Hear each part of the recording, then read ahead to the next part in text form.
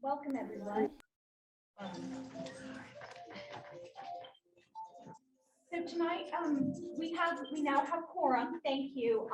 I have to apologize on behalf of Jess Riley and Leo Brem. Both have parental and professional commitments. I think we all realize that we're parents first and have livelihoods, so they're very sorry they can't make it here, but we have quorum. So I'd like at this point to call our meeting to order, and I'd like to take a roll call, please. Tim Knight here. Michelle Kirkby here. Okay, Anna Mae O'Shaybrook here, and this meeting is now open. So this is the moment where we take public input. And so citizens at this time may address the committee on items of school business not on the agenda. The committee will take such items under advisement without action at the meeting during which the item is presented. Matters pertaining to the reputation, character, physical condition, or mental health of individuals will not be permitted. The chairperson will allow approximately 3 minutes for comments. And also members of the public will also be welcome to comment during the public input through Zoom. Those on Zoom, if you could please raise your hand, your Zoom hand, and we ask that you keep your camera on when making a Zoom comment, and that you follow school committee policy for public input, including speaking for no more than 3 minutes and only on topics under the purview of the school committee. So at this time, we will open up public input.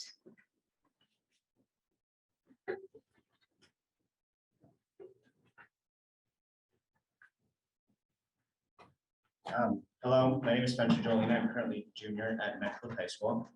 So I'm here to speak about the books that currently come into question from members of our community. So I would just like to start by saying I have read both Flamer and All Boys Aren't Blue, and I feel that both these books are extremely important to not only LGBTQ+ students. Sorry, just very nervous right now. I'm not crying. I'm just very. We understand. To not only the students here, but to everyone. I truly believe that these books, that everyone should read these books, even if you don't agree with what they say. I'm here today to give my perspective on these issues of the books that are. Sorry again, perspective on the issues that these books have brought about. I know that I cannot change the opinions of all, but I just ask that you guys listen to just what I have to say. So after reading Flamer, I'm saddened and angered that these books have ever been brought into question for possibly exposing the students at the high school and the middle school to pornography. These books educate everyone about, I'm sorry, I'm just like choking up a lot. About the issues that at least one in every 10 of us face while growing up, and in some cases even well after our childhoods. So I will admit that some parts of these books are a bit detailed, perhaps a bit detailed for the middle school. I'll admit that. But as a high schooler, this is nothing I haven't already seen or heard. So everyone's already witnessed what's said in these books. So growing up in Medfield and feeling different than everyone else, I've missed out on opportunities like such as sport teams, and just for not feeling like welcomed or like I belong. And like that's something that in the author in All Boys Aren't Blue talks about. So like that's something that I could just definitely relate to. And I think that stuff like that is just so important in these books. So having access to books with gay characters in them is so important. Banning these books feels like a step back in time. Over the last several years, our school system has taken steps to be more inclusive and welcoming. For example, in 2017, students approached the school administration asking the graduation gowns to be changed from royal blue for boys and white for girls to the gender neutral Carolina or Medfield blue that we all know. This decision may have been controversial at the time, but the end result was monumental. It showed every student at Medfield High School that they had a place here. As most of you know, I assume, a few weeks ago, I made a Facebook post on concerned citizens of Medfield talking about what I felt once I heard about this. What I was trying to do is share my opinion and perspective on this topic, and since then I've had my morals, sexuality, and knowledge of my own life brought into question.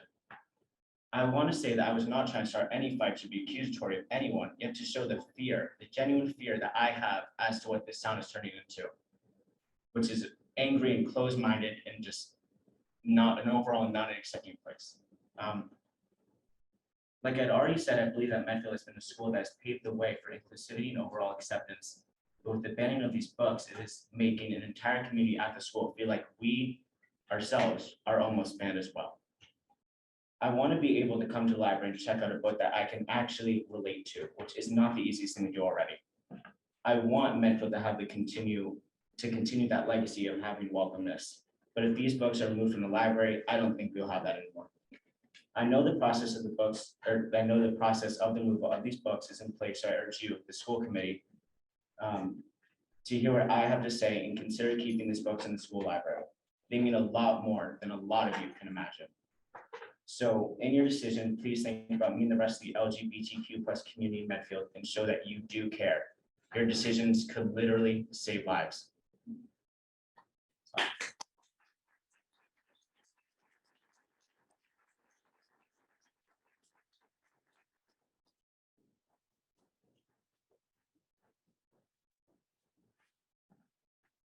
I just want to say that that was a beautiful speech, and we here are bringing up a very similar point. Hello, we here are officers of Medfield High School's Gender Sexuality Alliance, and we'd like to give a statement on the recent matters concerning the libraries at the high school and middle school. In discussions like this, we feel it's important to listen to all voices, and I hope you'll take the time to listen to ours. My name is Leah Delamonica. I'm 17 years old, and I first started questioning my identity in the 6th grade. I come from a loving, accepting family who've never made me feel insecure in who I am, but still, back then I was scared.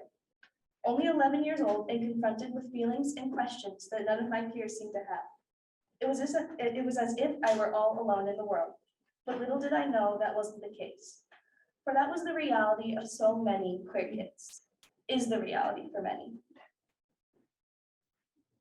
I'm lucky to have the support that I do, but that's not the case for everyone. That is when representation is most important, to feel seen, understood, and that there are people out there who are also like you. In the conversations that you hold in the future, I ask that you keep that in mind. And remember that someone vulnerable can always be listening to your words.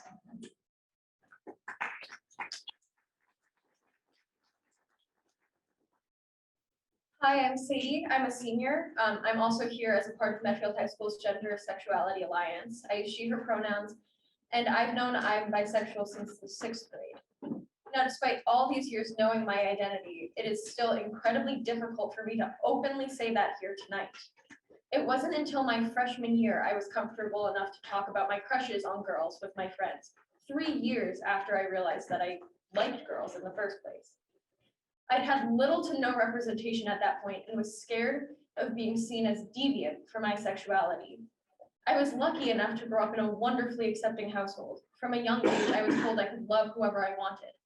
But with no media showing that and without any queer role models to look up to or ask questions, I felt alone. I thought there was something wrong with me because if there was nothing wrong with being gay, why were none of us in the young adult novels that everyone was reading? Why did I get to read about a straight girl realizing she's ready to go further with her boyfriend while the best gay people got was a closed mouth kiss? Why were all the movies about people like me rated R? I felt wrong for wanting to kiss the girl I met at summer camp while other girls were talking about making out with their boyfriends. Everything about my sexuality felt demonized. And the first time I actually saw 2 women on a TV show express and get to have a real romance, I cried because I wasn't alone anymore. There were people like me who were able to physically express their identity. That representation made me feel like there was nothing wrong with my sexual attraction to women for the first time in my life. And now I see queer experiences labeled as pornography, despite not even fitting into the definition of porn. And it makes me sad and scared for young queer people who are seeing their town condemn who they are. Kids see these things. They see people say their experience is inappropriate for consumption, and they feel alone and wrong. But it is not wrong, and it is normal to experience sexuality as a teenager, whether it be queer or straight, and we need to stop making our kids feel like this.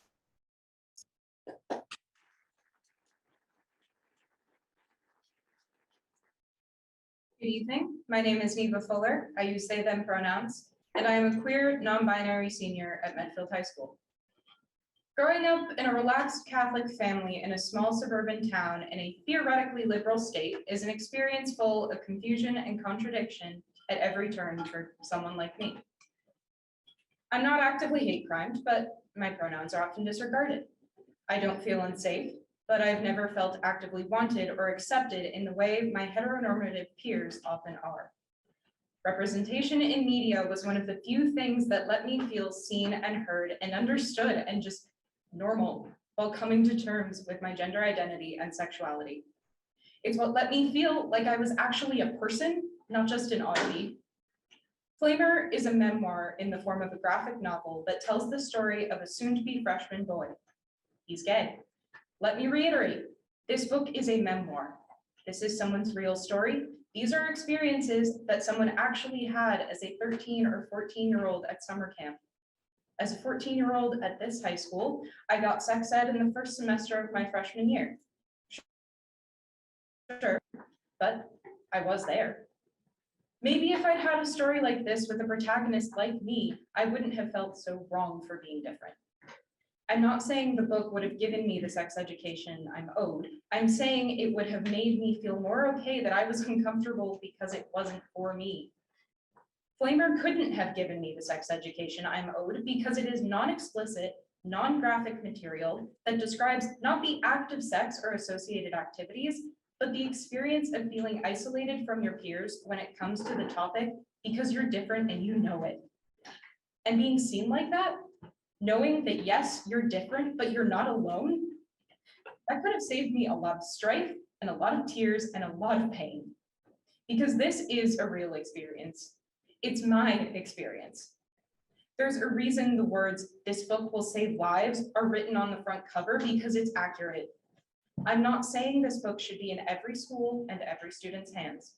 I'm saying that at this high school, the honesty and sincerity with which this book describes the queer experience could make a lot of kids' lives a lot better.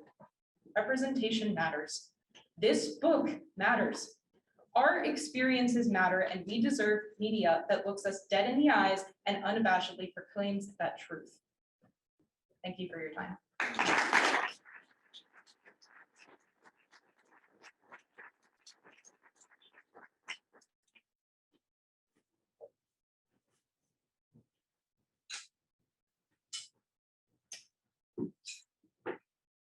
Speak a couple times tonight. Can you hear me? I just want Oh, to, sorry, Dick, can you give your name and address? oh, sure, Dick Judge, 8 Juniper. I've been here for 100 years. And I just want to really reinforce what these young people have just said. This country was founded on different. People came here from other places because they were different and couldn't fit in where they were. Religious differences, you name it, color differences. That's what makes this country strong, because we're all different. So I want to compliment them on their honesty, and wow, what a Medfield education. Could you hear that intelligence in their voices? Thank you.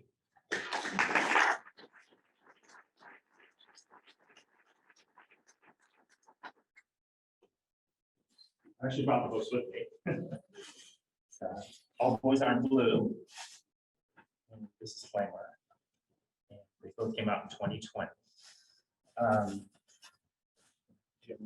That was Okay. amazing. Jim. Sorry. Oh, I'm Jim James from We know you're famous. 67 Harding. So I'm going to go at a different angle here, because I know that these books on their surface may be attacked because they're seen as pornographic. This is going to sound a little indelicate at first, but there's a context. So in the book of Ezekiel 23:18, it says, "Yet she increased her whoring, remembering days of her youth, when she played the whore in the land of Egypt and lusted after her lovers there, whose members were like those of donkeys." I'm sorry that's indelicate, But if I were to read just this passage, I might think that the Bible is an obscene book. But it's a beautiful book filled with human nature, depth of character, struggle, and kindness. If I were to pick just the right pages in these books, I could point to things that might be seem to be obscene or pornographic. But there's context here. Each book has a strong main character. This is incredible. It's literature, and this is also well written. There's a depth of character. They face obstacles, they overcome them, they search for truth, just as the students who we just heard from. They're looking for truth, and they're looking for their voices to be heard. And we can't take that away. And maybe it's not my truth or your truth, but it's someone's truth. It's their truth, the authors, it's their truth. It's whoever's truth it is. They aren't designed to be erotic. There are students in our community who can identify with the characters in these stories. And since adolescence it's a time of change, and seeing characters who share their feelings and experiences helps young people feel validated. If we take away books that help them to feel validated, we're taking something away from them without really needing to do so. Even children, let's say they don't identify with these characters. You might read them and see, and you might be able to empathize with a friend. You're going to go out into the bigger world, and having been sheltered from books that have content that maybe as others don't agree with, you're going to go out into that bigger world and see that your view of the world is not, it's much larger than that. People have much more depth than it looks on the surface. So we don't want our children harmed by the books, but we also don't want our children to have the harm of not having their voices heard or not being having availability to see these books. There are opportunities for growth. Books are opportunities for intellectual freedom, and we can't take away that intellectual freedom, in my opinion. The author of George Johnson, he says that his book is geared towards 14 to 18-year-olds. So in my opinion, and this is just my opinion, because my opinion or anybody shouldn't matter, to be professionals whose job it is to vet these books. But in my opinion, I think these should be available at the high school, and just the high school, but that's my opinion. Thank you. Thank you for listening.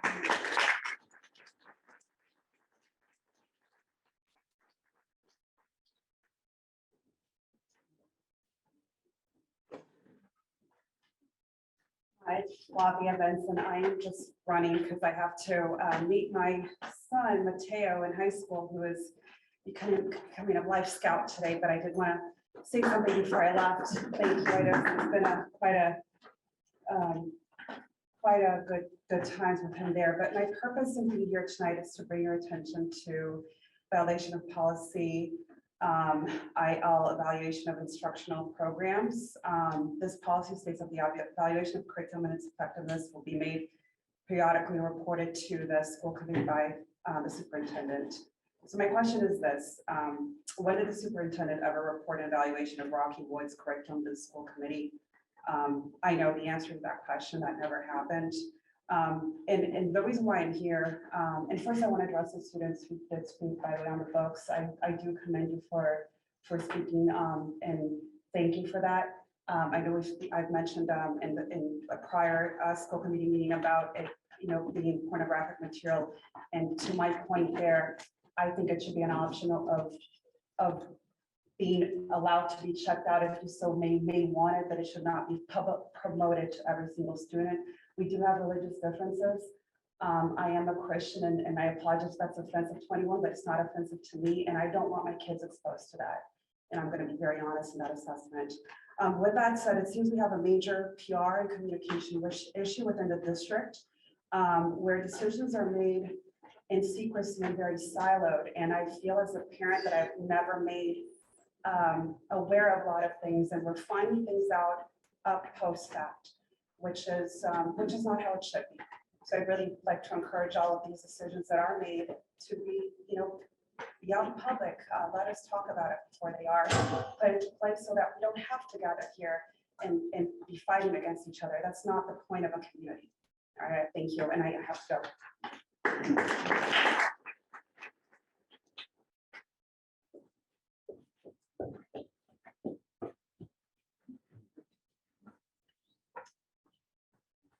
Hi, Catherine for 115 South. Like having here to speak to multiple violations that I have found the school, wanting to bring the school committee attention to on various policy violations. Policy KCB, which involves community involvement in decision-making, states the district intends to exert every effort to identify the desires of the community and be responsive. The school committee endorses the concept that community participation in the affairs of the schools is essential if the school district and community are to maintain mutual confidence and respect and work together to improve the quality of education for students. As an example, in the case of the change to the Rocky Woods field trip to eliminate costumes, the community was never asked to participate in decision-making and offer concerns regarding a significant change to a 44-year Wheelock School student experience tradition. The desires of the community have been made clear over, let me check, because as of 3, it was 1,211, and if I refresh right now, we are at 1,250. People who either live in Medfield, strong ties to Medfield as an alum, current student, a parent and alum of former and current Medfield school teachers, have shared that they are unhappy with the change to not have the students wear the colonial outfits worn this year. In compliance with this policy, please direct the administration to reverse course and allow those students who wish to wear costumes to wear them and supply them with the costumes the school has for the event. Another policy, JICA, student dress code. According to this policy, it states the responsibility for dress and appearance of students will rest with individual students and parents. Parents should be expressly told if their student wants to dress up for Rocky Woods, that is perfectly fine. T-shirts should not be mandated, and I know that they have said that they do not have to wear them if they don't want to. But I would also argue that they were not been given the option to wear the colonial costumes that have been done for the last 44 years. Again, they should provide costumes to all students and let them decide if they want to wear them or not for the Rocky Woods field trip. Policy JQ requires school committee approval prior to charging a fee. An example of this violation would be the recent change of outfits to the Rocky Woods field trip beginning this year, which requires a fee for t-shirts. The committee did not approve this fee. Further, the policy indicates students should be advised of fees at the beginning of the year. This did not happen. Given the policy was not followed, combined with the outpouring of support to continue the tradition of wearing costumes, the t-shirts should be canceled and the costumes should be provided for all students with the understanding that anyone who would rather wear their own clothes can. Policy IL, evaluation of instructional programs. This policy states the evaluation of curriculum and its effectiveness will be made periodically and report to school committee by the superintendent. The superintendent, I don't know if ever reported an evaluation of Rocky Woods curriculum like we said, and I would like to know if that happened or not. That was a question. And lastly, policy IGA outlines curriculum development. According to the policy, it states it must be a collaborative experience. This includes gathering input from parents and community. Parents and community members were not asked in a meaningful way for input about Rocky Woods curriculum. One site council meeting over 3 years is not meaningful. Thank you.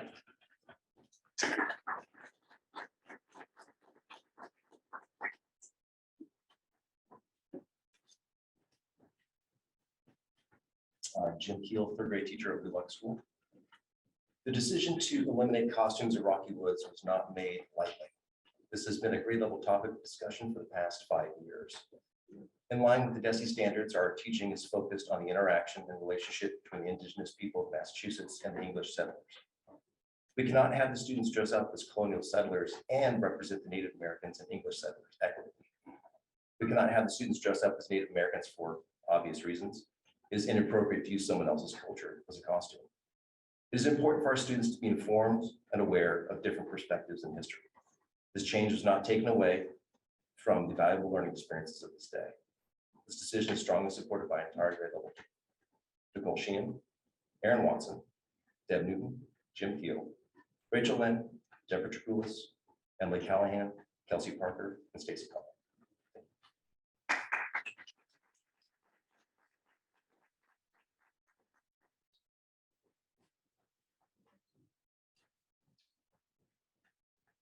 Hey, Judge, hey, Jennifer. Again, I'll revert to history in regards to the costumes. And with the extreme view of trying to make it right with everyone, our history still precedes us. We did do some rough things when we moved to this country. There's no question about it. But that's history. By foregoing the outfits for these students, we are attempting to change history. Colonial people were here. They did have encampments. They did fish. They did have a fire. But they didn't have shirts that said crew. They were dressed in the garb of the day, which is history. The mere fact that this has been going for 40 years says something about that history.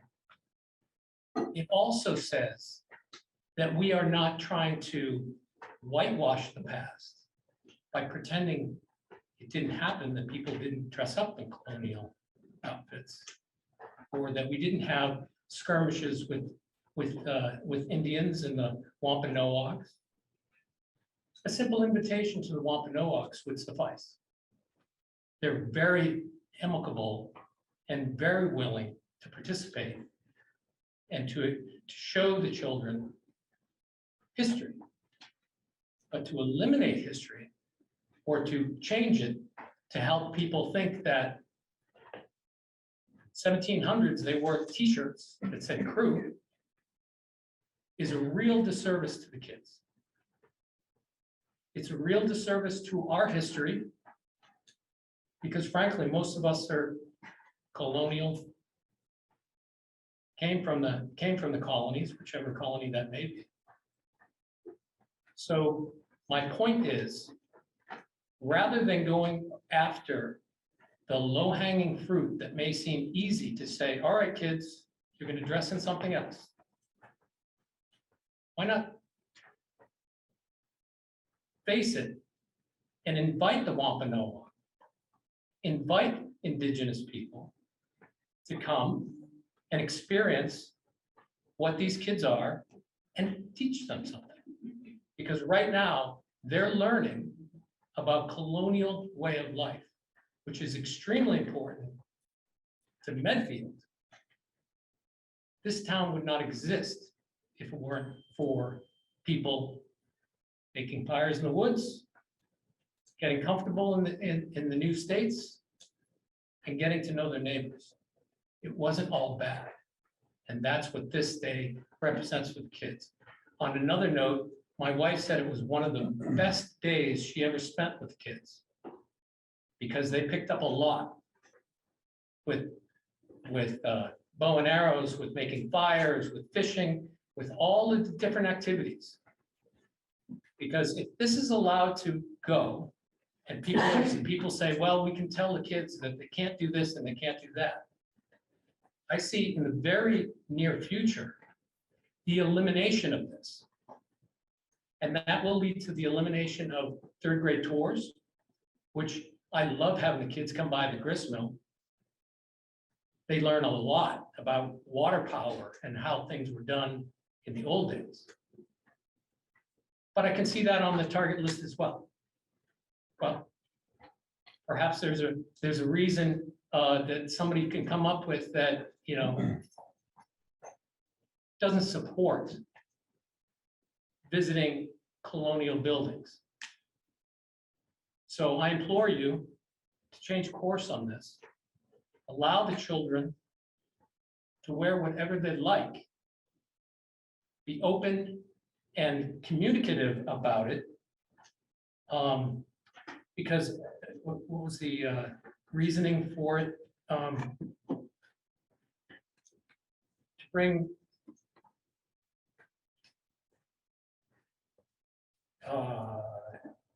excuse me.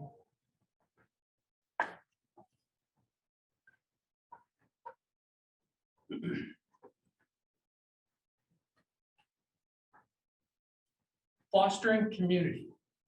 That was the reason for bringing out a T-shirt called The Crew.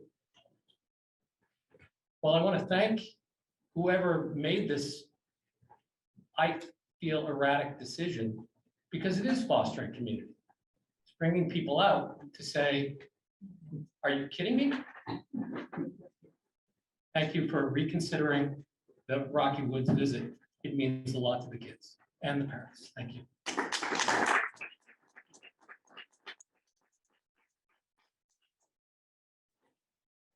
Andrea Balsamo, 23 Country Way. I just have a couple things. I'm a Girl Scout leader. I've been there. I volunteered. It is beautiful. These kids are beautiful. They're adorable. Their costumes. Couple things to keep in mind. Throw over the fire in their costumes. We're constantly saying, tuck it in, tuck it in.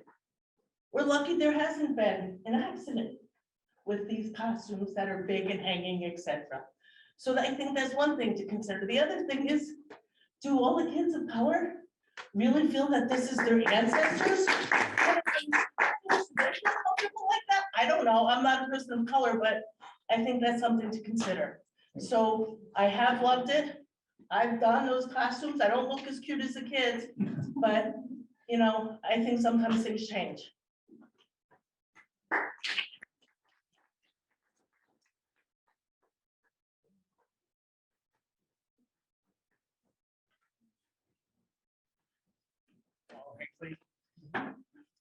Harding, Mass. Oh, that's right, that, they did away with that. I've been in town like 79 years. And I've gone through all the things. Maybe you should have had Mr. Saga here, he would have shown you. They had the thing up at the hospital where they had all the houses being burnt down in town, and then we built it back up. We even had prohibition back in those days, and we had people that had speakeasies. I mean, we hung people in Medfield, believe it or not, back then. Those things happened, that's history. And as far as the clothes, I mean, the kids, Rocky Woods has been up there for probably 100 years. They used to have ice skating and all that. They took that away when they gave it to Boston, the person died. I mean, they came from all over to go to Rocky Woods and do it. And I think you should just leave them alone.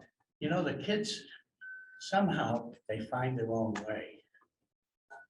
And the thing about the books, I'm glad my kids weren't in here and being taught that way. But everybody found their own way back then too.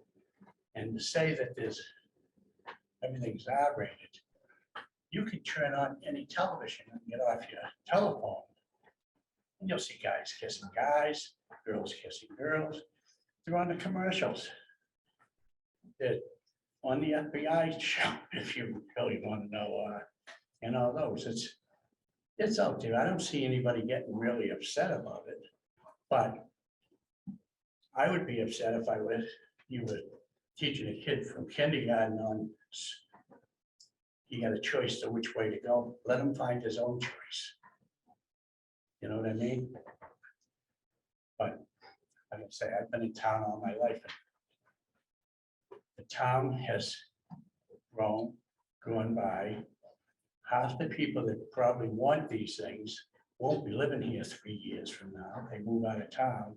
My neighborhood's changed like 10 times. I'm the only guy there. But it's the way it is. We had the state hospital up there. I remember people complaining because that was there. I'm sorry that they shut it down. because they really needed it for the alcoholics, drugs, people that were, unfortunately, they used to call that road instead of hospital, it was asylum road. But they changed that and made it a like word, you know? So, but you did come into town and change a lot of different things, and then you're gone and these people are living with it. I'm sure the Indians don't mind it. They're up there, in Rocky Woods with the Pilgrims. They survived with that. The Indians, some of them did, some of them didn't. But they went. The grist mill, they have, I just was up in Webster. They have a place up there that showed me a guy named Slater. He came over from England. He showed them how they used to weed bed and do this and all that. And it was wrong for him to come over. England forbid it, called him a traitor. But he snuck over anyways on a boat, showed the Americans how to build all that stuff. So I hate to have you teach small kids. There's nothing wrong. I've never seen any problems in Medfield with how anybody lived. You know, everybody's respected everybody way that I know of. I've been here all my life. Probably gonna be here the rest of my life. But I just don't see why you need those books. I was upset when I found out they were teaching them in little schools. I mean, back in our day, they didn't put a Playboy book on everybody's thing. You know what I mean? They had them back then. They didn't bring them into school. Nobody else did. So I wish you'd leave Rocky Woods alone and let them do their thing. I mean, the Boy Scouts do their thing up there, the Girl Scouts do their things. The hospital people ride around. Town's quite little town. Let's try to keep it that way.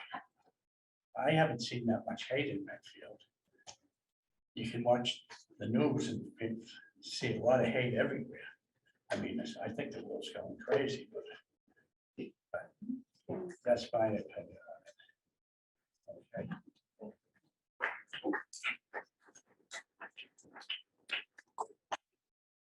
Hey, I'm Lily Foster, and I am a student here in Medfield. I grew up here. I've never moved houses. I am a senior here, so I've experienced every grade, nearly every grade. I intend to be a history teacher in the future. I love history. I think it's the most interesting thing in the world. And I think it is just so important to teach. But when we're getting down to it, fashion, like the clothing that they wore can be taught in different ways. It doesn't need to be taught with the old clothes that so many generations have worn. It's not even like the fact that like, I believe it would be better socially for the community to retire the outfits. It's also that the outfits themselves are old. They've been used over and over again. So maybe it's time to retire them because of that reason. But also, we are promoting the history of clothing over the history of violence that has happened in Medfield. I remember when I was younger, I put on the little outfit and I went to Rocky Woods and I was like, this is so cool. I feel so cool. I'm just like a pilgrim. And as I've grown and like gained access to the internet and such, I've started to realize maybe it wasn't the coolest thing. Like maybe like it should feel wrong to wear garb of people who made the decision to hurt other people because they were different, because they had different skin tone, they had a different religion, they had a different way of life, because they lived on a completely different continent away from everyone. I remember being taught about, there's a house in Medfield, and I was taught about the French Indian War and how there was an act of violence towards colonizers by a man who was just living his life in his house, a white man from England. He stepped outside his house and he was shot in the neck with an arrow because it was the French Indian War. But then I was never told all the atrocious, horrible things that we did to natives. I was told about what they did to us. And maybe they could have just like left that part out by coincidence. But there's this whole argument about how it's too violent and it's too much to talk about these things. So then why was I learning about how natives hurt us, but then I'm just left in the dark thinking that we did nothing wrong, that my ancestors did nothing wrong? It just feels wrong to not teach both sides equally and not just, if we're gonna have the kids decide on their own, the parents decide on their own, if the kids are gonna wear the costumes, I think they need to be educated fully on what that attire means, where it comes from, who wore it, what have they done. It should not just be a one-sided story for us to tell. Thank you.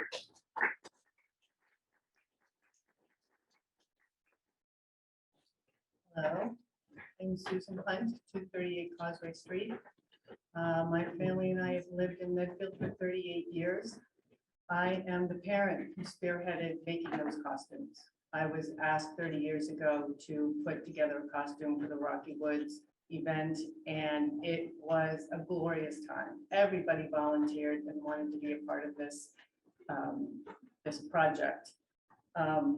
If I was going to stand up here and propose to make costumes, once again, I will happy to spearhead it. I'll use my own money. I did it last time. I'll do it again, to make costumes for the indigenous people. And that way we could have both sides represented, the Pilgrims and the indigenous people. And I thought that would be a great idea. Why not? But then this gentleman back here suggested we call the Wampanoags and have them come and talk about themselves. I think that's an even better idea. Have them come and participate as well and help with the little children and their costumes and make it feel like it was a really big, great, wonderful day. You know, when the Pilgrims first got here, the Indians were very helpful to them and the Pilgrims were very helpful back. And I don't know when it all went wrong, but it did, and it's a shame. But that's all part of the story too. And placing those costumes with t-shirts is silly. Those are one-time use t-shirts. They get used, they get put in a drawer and never to be seen again. When my children graduated, when they finished 8th grade, I went through all their drawers and pulled out all the t-shirts they collected over the last 8 years. And from this organization, this birthday party, this award, and just threw them all out. They went the way of the bridesmaid's dress. You always think you're gonna wear it again and you never do. It hangs in the closet for 10 years and falls on the floor and it finally gets thrown out. You know how many t-shirts these kids collect? They don't need another one. These costumes have been around for 30 years. They have withheld the stamp time. They have proven themselves over and over again. The t-shirt is just going to be thrown away and forgotten about.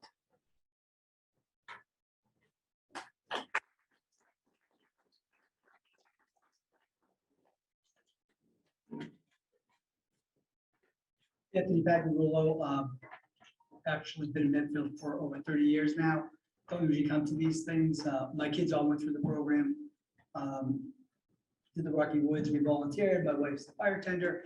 I support Catherine in the whole notion of letting the kids decide, letting their parents decide.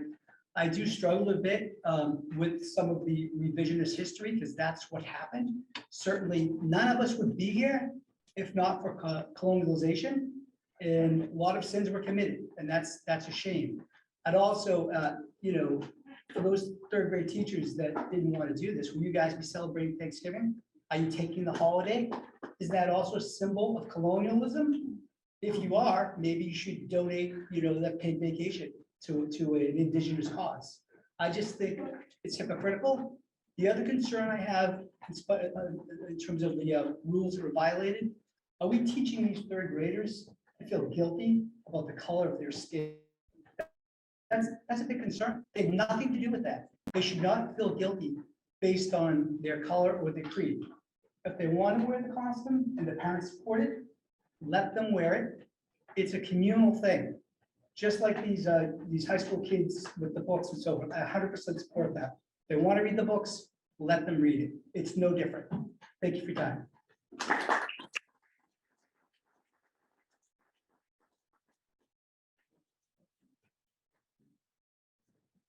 Hi, I'm Cece Cam. As a Medfield High School senior, I feel it is important to make sure my voice is heard for younger generations of students. Over the years, I've seen too many students not have a voice in the decisions that directly affect them here in Medfield High School public schools. I also know that your own school committee policies create an expectation that engaging key stakeholders in both policy and curriculum changes should happen. Where was the voice of third graders in the decision to eliminate costumes for Rocky Woods this year? The silencing of student voices is especially troubling, considering that new data from the state shows that hundreds of our students are left out of the important dialogue. More upsetting is that roughly half of fourth graders have no interest in learning about things taught in school once they're at home, according to the survey students took on the MCAS. This loss of love of learning is upsetting, and taking away costumes in third grade doesn't help one bit. As the school committee, you have the responsibility to look at ways to engage not just older students like me, but the younger ones too, in school's decisions that directly affect them. I would also like to say that as a past third grader, I loved the Rocky Woods field trip. It was one of my favorite field trips ever. And I feel that taking away costumes is wrong because it represents the colonial people. We're not making fun of them. I think that, that's why we're called warriors. We're strong people who don't give up. And I'm really sad that this year's third grader students won't be able to enjoy the day just like we did. Thank you.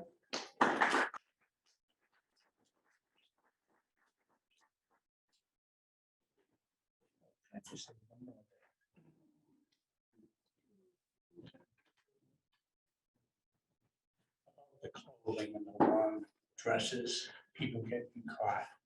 When I went to school, the girls' dresses went right to their shoes. They had the knee socks underneath them. I mean, and then down the future, after I was out of school, now the girls were wearing these mini skirts, sitting there, and I know a lot of parents didn't want them wearing that to school. And now the girls and boys, I think they cut holes in their pants to make it look, it's the style now. But how many people do you see with the rips going down? The clothing changes with history. I'm kind of glad that these skirts have got a little bit longer, down to the knee, proper size. That's not for me to say. Okay, that's it.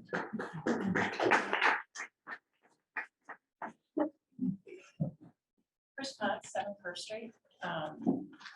just a few things. I think that, we as a district, when we talk about our policies and our communication and the importance of community engagement, we cannot leave out our community and our parents when important decisions are made. That policy, the school committee policy is clear. And this is yet another example when the community was left out of an important decision. I have great respect for our third grade teachers. They are very knowledgeable about their grade curriculum, but they do not represent the Medfield community as a whole. And even if there was a discussion that took place over a 5-year period, there were not a lot of people that were aware that this was something that was being discussed. I also think it's important to note that we tend to have a way of sort of cherry picking what we want to focus on and what we don't want to focus on. Cece had alluded to the survey results that came out from DESE, the Views of Climate and Learning 2022. And what I found really interesting in there was for 4th grade alone, that 42% of our 4th graders, 78 students, disagree with the statement that their classroom books don't include people, or that they do include people. 42% disagree that the books are inclusive of people that are similar to them, who look like them, or live in similar neighborhoods. And this is especially, and it's reflected in the other survey results for 8th grade and 10th grade and 5th grade. So, if we're looking at inclusivity in terms of books, costumes, and we're making the argument that we're doing these things to be inclusive, why aren't we looking at our actual classroom materials that we're using day in and day out? Because the percentages are pretty high in the number of children who don't see themselves in those materials through all of the grades. And as Cece also mentioned, that we have a large percentage of students who disagree with the statement they're inspired by learning. They're going home, 50%, nearly 50% of 4th graders feel like when they go home, they're not inspired to learn about anything else that happens in school. 3rd grade is the last vestige of childhood. You take away costumes, replace them with t-shirts. Those children, that's the last chance they have to hold on to be inspired by history. That is one day out of a 6-topic state standards that is only focused on, as Principal Caulfield told me the other day, is focused on the life of an average child during that time period. It is not meant to cover 6 topics with an entire year of curriculum. And as she also explained to me, that this was a curriculum decision to do away with the costumes. Well, unfortunately, I guess the educator that was brought in last year that they had a problem with because he did not have enough educational experience, that decision was made by one parent and not by the 3rd grade team. So I think it's important that when we make these decisions that we have a consistent view of how we're making these decisions and a consistent set of values and objectives, because it's not consistent. And this does fall under school committee purview to make sure that all of our policies are followed and are consistent in all the decisions that we make in the district.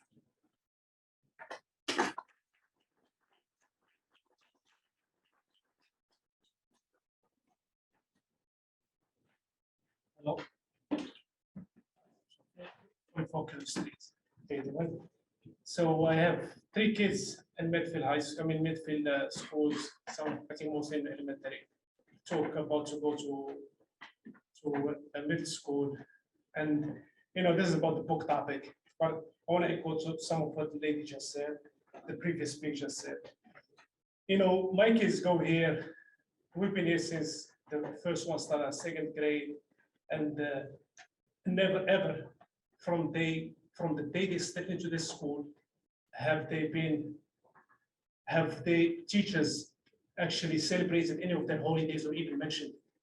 I come from an Islamic background, so we do have a whole month of Ramadan. We have, we fast the whole month of Ramadan. We have 2 major holidays that we try to observe and all that. So I've seen Hanukkah, I've seen Christmas, I've seen Diwali, I've seen all other religions, but not Islamic religion. That has never happened. So do I feel, my kids come to me, I try to do the best I can to, to make that happen for them, but not a single time has the school recognized that, superintendent, teacher, anybody. I just want to point that out. So now back to the books topic. I was 13 years old, 12 years old, and I come from, we went through puberty too. We had our challenges too growing up and so on. I come from overseas, I come from developing countries, we have different challenges that you guys are pretty comfortable here. We're gonna all go with, I honestly don't, this is like, I keep telling my wife, this is first world problems. There's way more out there. We have inflation, war in Ukraine, there's famine everywhere, and we're fighting over a book. I don't see us, there's so much going on that, I love everybody. I can get along with everybody. I think I work with all people from all origins, I make it work. But I do feel for my kids. For me, that's all I have. I don't have a mother, I don't have a father here, I don't have anybody. It's me, these kids I have, and my wife. That's it. Those are my parents, they are the closest, my grandkids, and they are everything to me, basically. They're my uncles, my aunts. That's the whole family I have. I don't have, I don't have anybody to go to. So I do everything to make their life comfortable. I do everything to protect them. I look out for them the best I can because I love them. That's all I have. That's all I have in this country. I don't have anything else. Besides my wife, that's it. Those are my eyes, my liver, everything. Everything I do for them. I go coach soccer because they play soccer. I do everything, anything I can possibly do. So obviously this, I will worry about the content that they're gonna have to review when they go to school. I want them to preserve their Islamic identity, try to instill that in them, because I see myself as growing here, maybe growing a little more older here, but it's challenging. I'm telling you, it's not easy. I have to deal with boyfriend and girlfriend. We don't have that where I come from.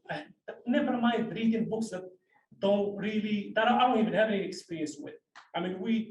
We're pretty simple folks, right? We black and white, there is no gray. People figure themselves out and figure older. I imagine myself as your generation almost. I come from a different, I feel like, what are these people talking about? I feel like I'm like 80 years old, 45, 47-year-old body. That's how I feel. That's all they care about. So, the books are pretty outrageous. In my mind. I respect everybody's opinion, but Mr. from Park Street Books, he knows books. He said they're borderline pornographic. So they should. Borderline. That doesn't sound right to me. So I took a picture, a couple glance at them. It's not something that I want my kids around. I always do respectfully. I disagree with the school, having that. Again, it's not, my wife would said, do they have other content that is for the other side? Do they show the other side too? Is it, do we have books that represent that? I have no answers for her, right? I don't know what kind of books are in the library. So that's all I'm gonna leave you with. There were a couple of questions I had in mind. But I just want to echo, it's first world problem, people. We really need to get together, get this generation up and ready. The world is changing fast. We need to get there, give them content that really addresses today's challenges. And I really truly hope we're trying to get those things to the kids and prep them for the world ahead, because it's challenging out there, I'm telling you. All right, thank you, appreciate it.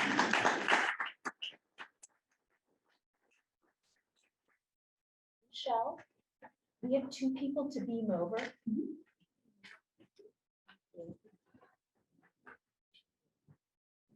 Sorry, Rick, did you want to? Yeah, but I'll wait. No, it's all right. Oh, okay. While they're. Yes. Hi, my name is Rick Fink. I live at 8 Donnelly Drive still. I just wanted to start by saying that this is the most encouraging meeting I've ever been to. I've never seen and felt community as I have tonight. There's a lot of people here with a lot of divergent viewpoints, and no one's thrown a punch yet. And I think we all deserve it.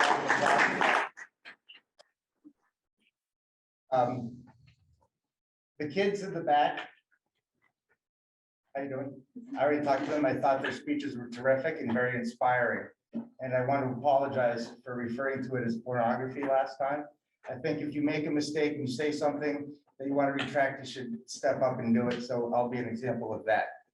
With that said, I went out, I bought the books, I read the books, and then I donated them to the Medfield Public Library.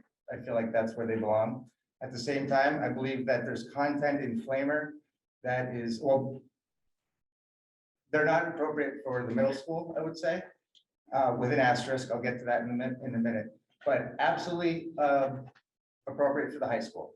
One student says, we've seen all this before, and I get that. Perhaps the problem I have is this town has a sense of absolutism. It's either we're all in or we're not, and there's no compromise. This is the first time I've actually heard people get to speak up and be heard, and I hope that we're going to work our way to compromise instead of, we're doing it our way, we're doing it behind closed doors. At the middle school, I would say that perhaps Flamer would be appropriate in the guidance counselor's office, because I think that maybe if there was ever a bullying situation and the parents were called in, they might want to be handed this book and say, maybe you guys should take a look at this and see what it's like to be one of these kids. That's the takeaway I had from, I actually liked Flamer. The other thing is with regard to the outfits, it's kind of petty, as Faisal over here had said, first world problems, and we all get that, right? Like this is not a crisis. However, the logic is somewhat lost on me because I feel like where do we draw the line? And I'd like to thank Ms. Caulfield for giving me 30 minutes of her time the other day on a phone call. And, I didn't mean to waste the resources, but as you can tell, I have an inability to refrain from talking and reaching out to people. But now I know I'm very up to date on things. I noticed a couple of things. I volunteered on the Plymouth Patuxent field trip, had a great time. I think that's a wonderful thing. But we're walking amongst reenactors wearing the same clothing. I came down the staircase and to my right was a mural of pilgrims in colonial clothing. We celebrate the Peak House in town. And I think that there's a slippery slope that might be there. I'm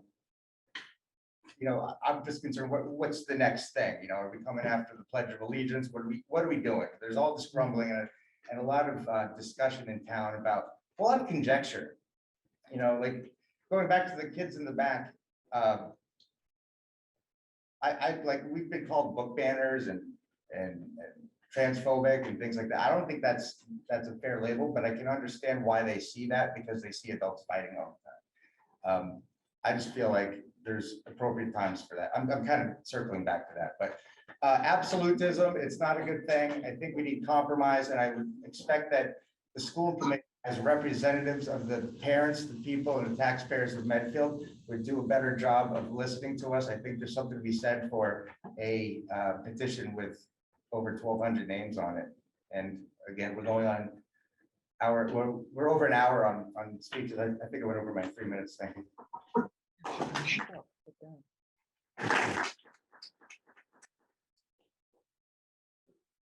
All right.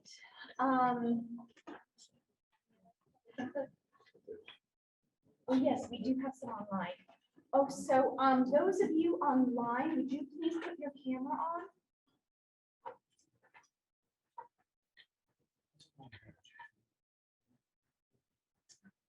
Michelle, how do people hear what they have to say?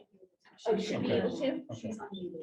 Oh, okay. Great. I can't turn on my camera. It's not letting me do it. Oh, all right. So this is Ms. Garcia, the English teacher, right? Yes, could Michelle turn my camera on, please? Because it's saying it's disabled. It's saying the host has disabled my camera.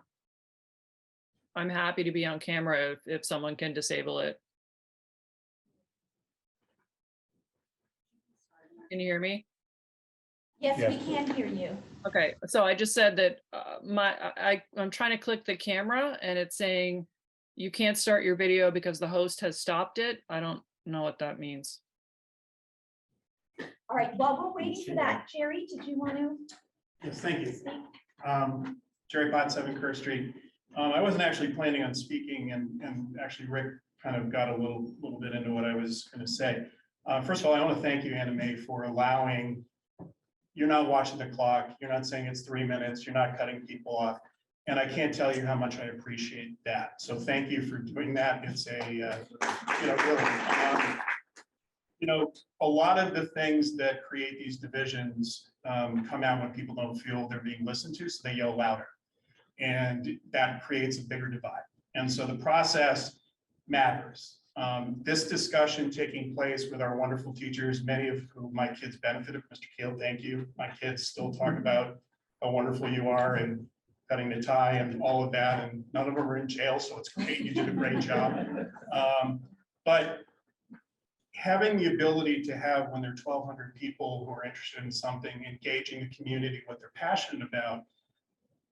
If I know there's a workshop on engagement with the community and how do you listen and how do we get more of that? And it's when it happens before big decisions are made. And then people feel listened to, and then you can, you learn about the other side. So I'm learning a lot tonight in this discussion on both sides of it. And there are a lot of people I respect on the side of making the change. And there are people with Medfield Together who are very good friends of mine and who have posted meaningful things that have given me ideas to think differently. And I appreciate them for doing that. And somehow it becomes, if you don't believe this, you're on the other side, and then you just lob grenades at each other. Sessions like this on topics that people care about before decisions are made, that's wonderful. And I just would encourage you, as you're thinking about it, it's not winning the argument, it's us coming together to come up with consensus for our kids. And I think that's what we all want. There's so much passion and energy and caring in this town, there really is.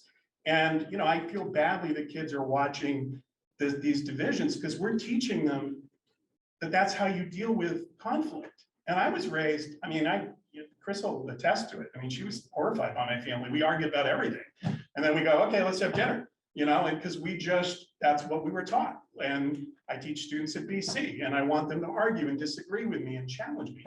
And if we're trying to teach our kids that, which is what education is about, at some point as a community, we have to embrace that in our committees, in how we do things and how we make decisions, and not view it as being, well, there's Potts again and he hates so-and-so.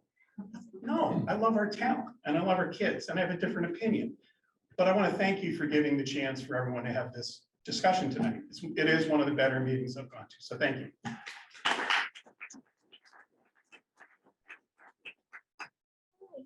Ms. Garcia, you know what? It's fine. I don't need camera. I'm actually super uncomfortable on camera, so that's okay. So yeah, I would like to speak. And then I also have something from a student who wanted to remain anonymous. So I will read that afterwards if I may. So for those of you that don't know me, my name is Mary Garcia. I've been an English teacher at Medfield High School for 23 years, and I am the very, very proud advisor to Harmony, our school's Gender Sexuality Alliance, for the last 22 years. I'm also a parent as well as a teacher. My own child was a precocious reader. So when she wanted to move into the young adult section of the public library and her school library, I started vetting the books she brought home and sent back the ones that I felt that she wasn't emotionally ready for, whether she liked it or not. So there were some arguments about that, but I told her we need to wait for this one. We'll read this one together, things like that. I wanted to address some of the feelings around the book controversy, specifically as regards the high school. I can't speak to what happens at the middle school. And I felt compelled to zoom in tonight to speak to some of the comments that were made at the last meeting and my concerns about what seems a troubling trend against free speech and access to information. My primary point is this: there is a vast difference between books being made available versus books being imposed. Beloved children's author and Christian philosopher C.S. Lewis wrote, "We read to know we are not alone."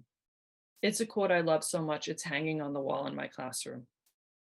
Allowing students the opportunity to read about characters being bullied is not, as a speaker at last month's meeting said, normalizing bullying.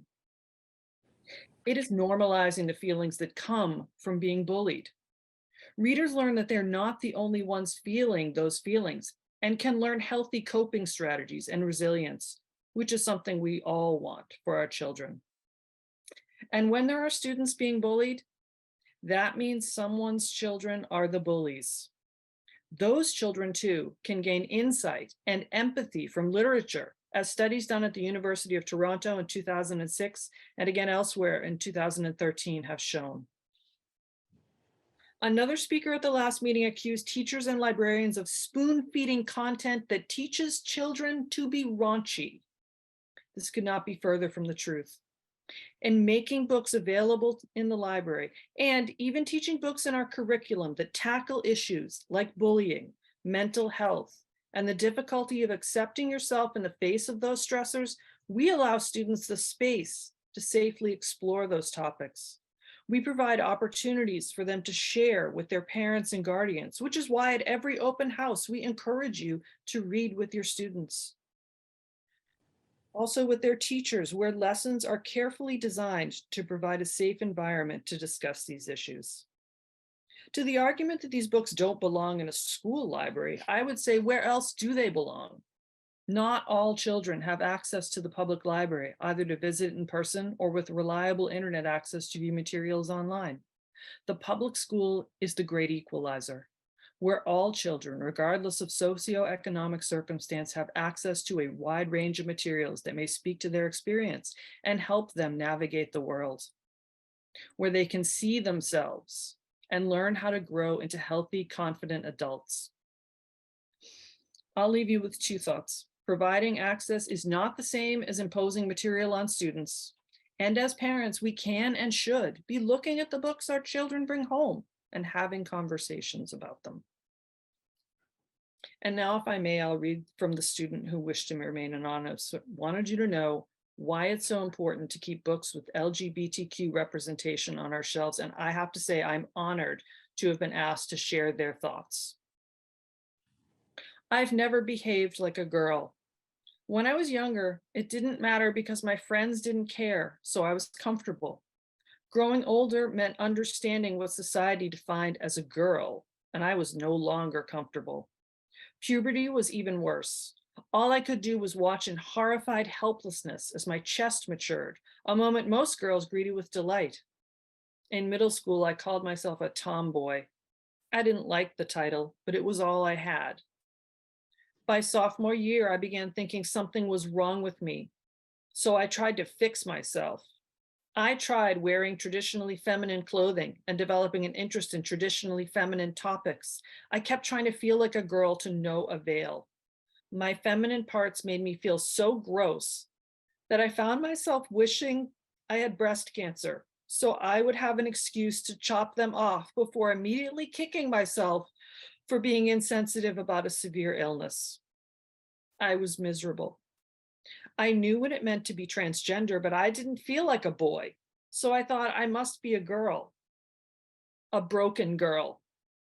My misery evolved into depression, which evolved into suicidal thoughts. Getting out of bed was nearly impossible, and talking to people was even more impossible. After all, who wanted to talk to a broken girl? A broken, helpless girl who didn't act like a girl and wanted to die.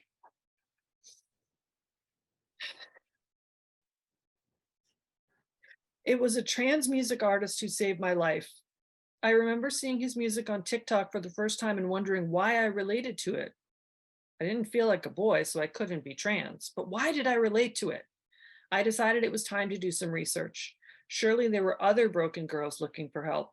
That's when I learned about the term non-binary. I began to look into books, more songs, and accounts of people talking about being non-binary, agender, trans, gender fluid. I'm not a broken girl. I'm not a girl at all. I'm non-binary. LGBTQ plus representation saved my life. It showed me that there's nothing wrong with me and that I can live a happy life. Removing it from libraries limits resources that can save many others. This isn't an issue about political correctness or a new generation's confusing terminology. It is about life or death. I understand that the LGBTQ+ community is new to many of you, but please, for my sake and every other teen who thinks they are broken, read the books you want to ban. Read them and understand what it is like to feel alienated and what it is like to finally feel whole. Thank you.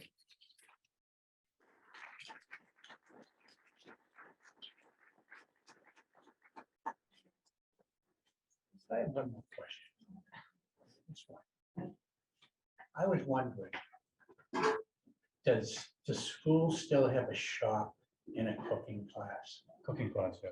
But no shop. Right. And I'll tell you why, because I worked in front of here as a maintenance guy for 30 years. And I used to send some kids over from here. And I gave the kid a lawnmower. Which one? Michelle, sorry, did you push Yes, the- I did. Oh, good. Okay, great. And he walked around it, and I'm looking, so I walk over and I say, what's the problem? And he says to me, where's the key? I said, you see the rope? Now I know why, because they don't do anything at home. And I talked to the contractors.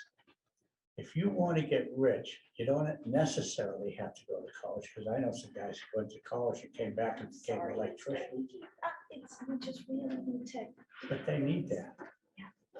thank you, sorry about that. Okay. Hi, Lynn. Oh, and unmute, please. There, I think I'm unmuted. Thank you.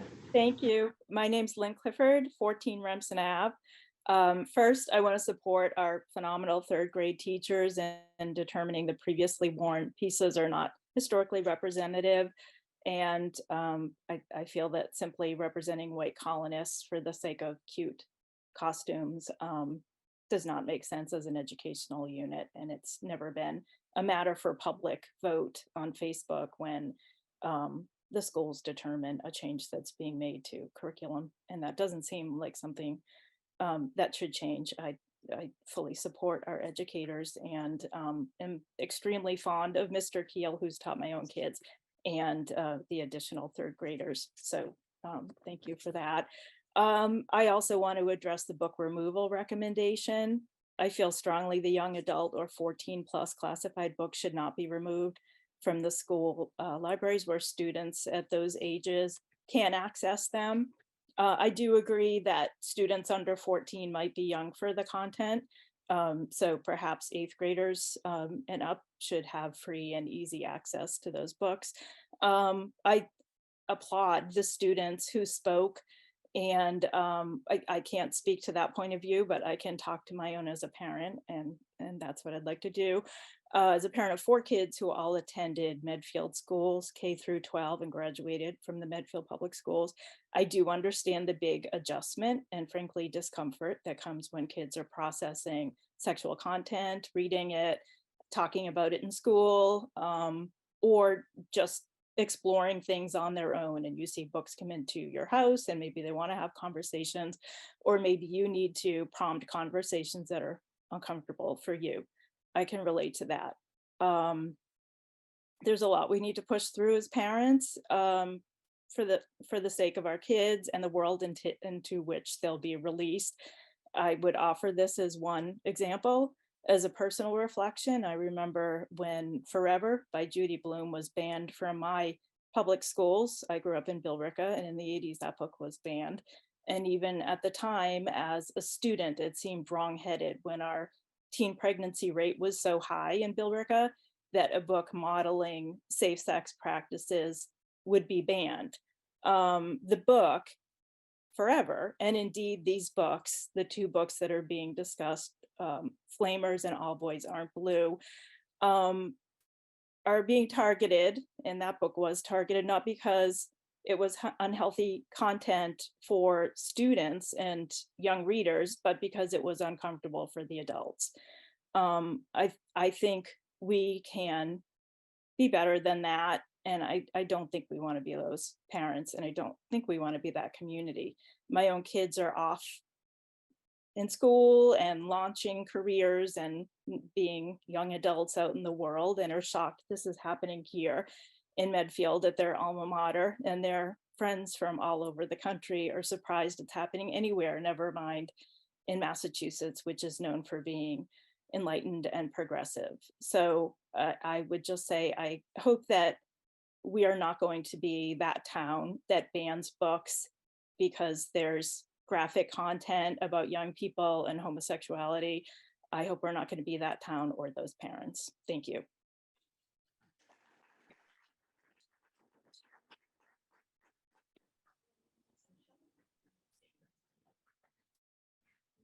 For public input.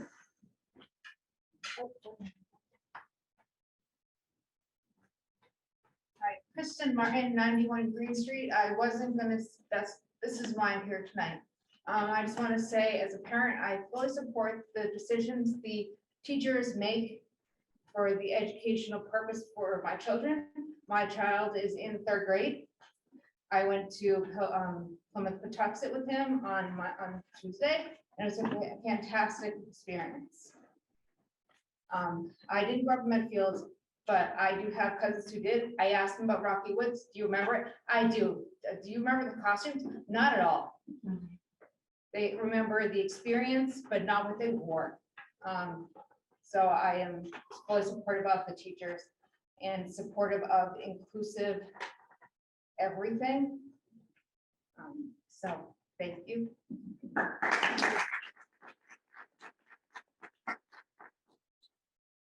All right, can we just have an update on the books Sure. being discussed? Christine, can you share the process and where we are? And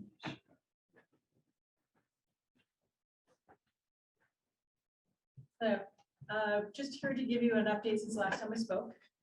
We're right now at the process where the process was announced and we received a number of emails. And at that point, emails and a sort of phone call was followed up with a copy of our process as well as electronic form. And those were sent out to everyone who reached out. There were some completed forms that were submitted since then, and these were evaluated, and a few were elevated towards formal review, which I'll describe in a moment. It's important to keep in mind that formal review equals a completed form, and going through the process, simply just sending an email does not mean it's elevated to formal review. We did also send follow-up emails and forms to those who sent the initial emails and inquiries. And for people who have not yet sent a form, just to remind them that this process is there and that it's available to them. So once the books were put into formal review status, I convened a review committee. Now, the review committee is made up of 7 educators, 7 experts, of the people across the district who make sense, depending on the inquiry and depending on what the review is. So in this case, it would be the 2 principals of the 2 schools, middle school, high school, and 3 department chairs of the English Reading and Library Department, the SEL director, and then me, and I'll serve as the chair on the committee. In the time since, we've actually are reading both books. And so we're all required to read both books from cover to cover before we meet. And then we will be meeting next week, and using a protocol, we will go through and discuss the books. Now, the people who put forward and have approved a formal review, they'll have an opportunity to speak and address. And if they can't speak in person, they're invited to come up with a written statement and also supply any materials that they'd like us to read. And they were given that option a while ago, and they can send that prior, or they can bring it to the meeting themselves. So after they speak and they address the committee will deliberate, and that deliberation will happen in private. And then we will vote. And there'll be 3 separate votes in this case, because there are 2 books in 2 different contexts. So there'll be a vote for Flamer in the middle school, a vote for Flamer at the high school, and a vote for all boys at the high school itself. And it is part of that, once the vote happens, we will co-construct a report. Now, there's There's a template of the report that's already posted on the Department of Instruction and Innovation website to really talk about and look at the details that's involved. Not only will show what the vote is. Now, keep in mind, the vote is just a recommendation. I want to make that very clear. It's not the actual final vote, but it also will provide the majority and minority opinions in terms of the discussion. It captures the discussion that took place, as well as some of the opinions that were unearthed as part of the discussion. And at that point, we will submit the report to Dr. Marsden for his final decision. Dr. Marsden will make the final decision and then inform the complainants, as well as the report will be posted on the Department of Innovation and Instruction website, so everyone can see the report. So we anticipate in terms of things are moving relatively quickly at this point, and the meeting will occur next week. And there's an appeal process too. So once I make a decision based on their recommendation, if folks do not agree with that had put in the form, then they can appeal to the school. How long do they have to appeal? Remember the time frame? How many days? You say 10 days? Yeah, I I think think it was so. 10 There's days. a timetable on the last page of the report. It's very strict in terms of Right. how many days Right. for each. I think it's pretty clearly spelled out. Very good. Thank you very much. Thanks, Christine. All right, Just a point of order. okay. Been involved with a lot of military meetings and discussions, and I just want to make sure that the comments here tonight are part of the permanent record that she was just referring to, as far as written email comments and so forth like that. They become part of the school committee minutes. Yes. Yeah, so they'll be addressed, as well as the concerns spoken here tonight will be addressed as much as an email will be addressed. What do you mean, Dick? I mean, that it appears to me that you're considering emails and people have reached out For the formal process. through the formal process. Is this part of the formal process? No, it is not. This is public comment. This is not part of the formal process. Can I ask that it be submitted as part of the formal process, because people came out in the rain tonight? Oh, I mean, we're all absorbing this information. It's Yeah. not like we're going to forget about it, but in terms of your committee, just clarify, you are using the process that is stated through your committee, through the application process, et cetera. Great. The only thing I don't want to happen is to say that we had, 32 comments on email. And, half of those or 20 of those were for and 12 were against. But it discounts the group that's meeting here tonight that have voiced their opinion. But emails aren't considered unless they fill out a form. So if No, I they fill out a understand. form, then it goes through the process. But email, you can't just send an email and then become part of the process. So Right. similar to this. So are you saying that the comments here tonight need to be put in email form? No, I'm saying that if you had comments tonight, you want to fill out a form, do it before 3 o'clock tomorrow, and you'll be included into that process. Although this is included in the process. It's not part of the process, no. This meeting tonight is not part of the formal No, decision-making that's process? not what we No. need. Dick. This is all, That's what he just said. well, public input Yes, is an open, you guys have the First Amendment right? Yes. To show up and speak whatever regarding anything you want during public input that is on any item that is not on the agenda. And correct. we are obliged to respectfully listen. But tonight, normally we don't respond, but I can read a room. And as I said, I can read a room, and I wasn't planning on cutting anyone off. And normally we actually don't even respond to this. But again, Sure. this has been elevated so much, and there are so many emotions that I completely understand that people are entitled to express that. So, but in terms of normally public input is just for us to listen and not even to react. Okay, so, getting back, I'm sorry, and you're I might correct. be confused about what you're saying, Dick. Go ahead.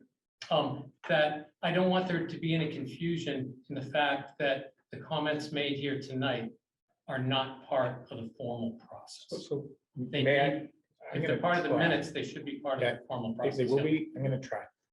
Okay. At this stage, the administration has a formal process I understand. to evaluate, and the administration is going to come forward at the end of that.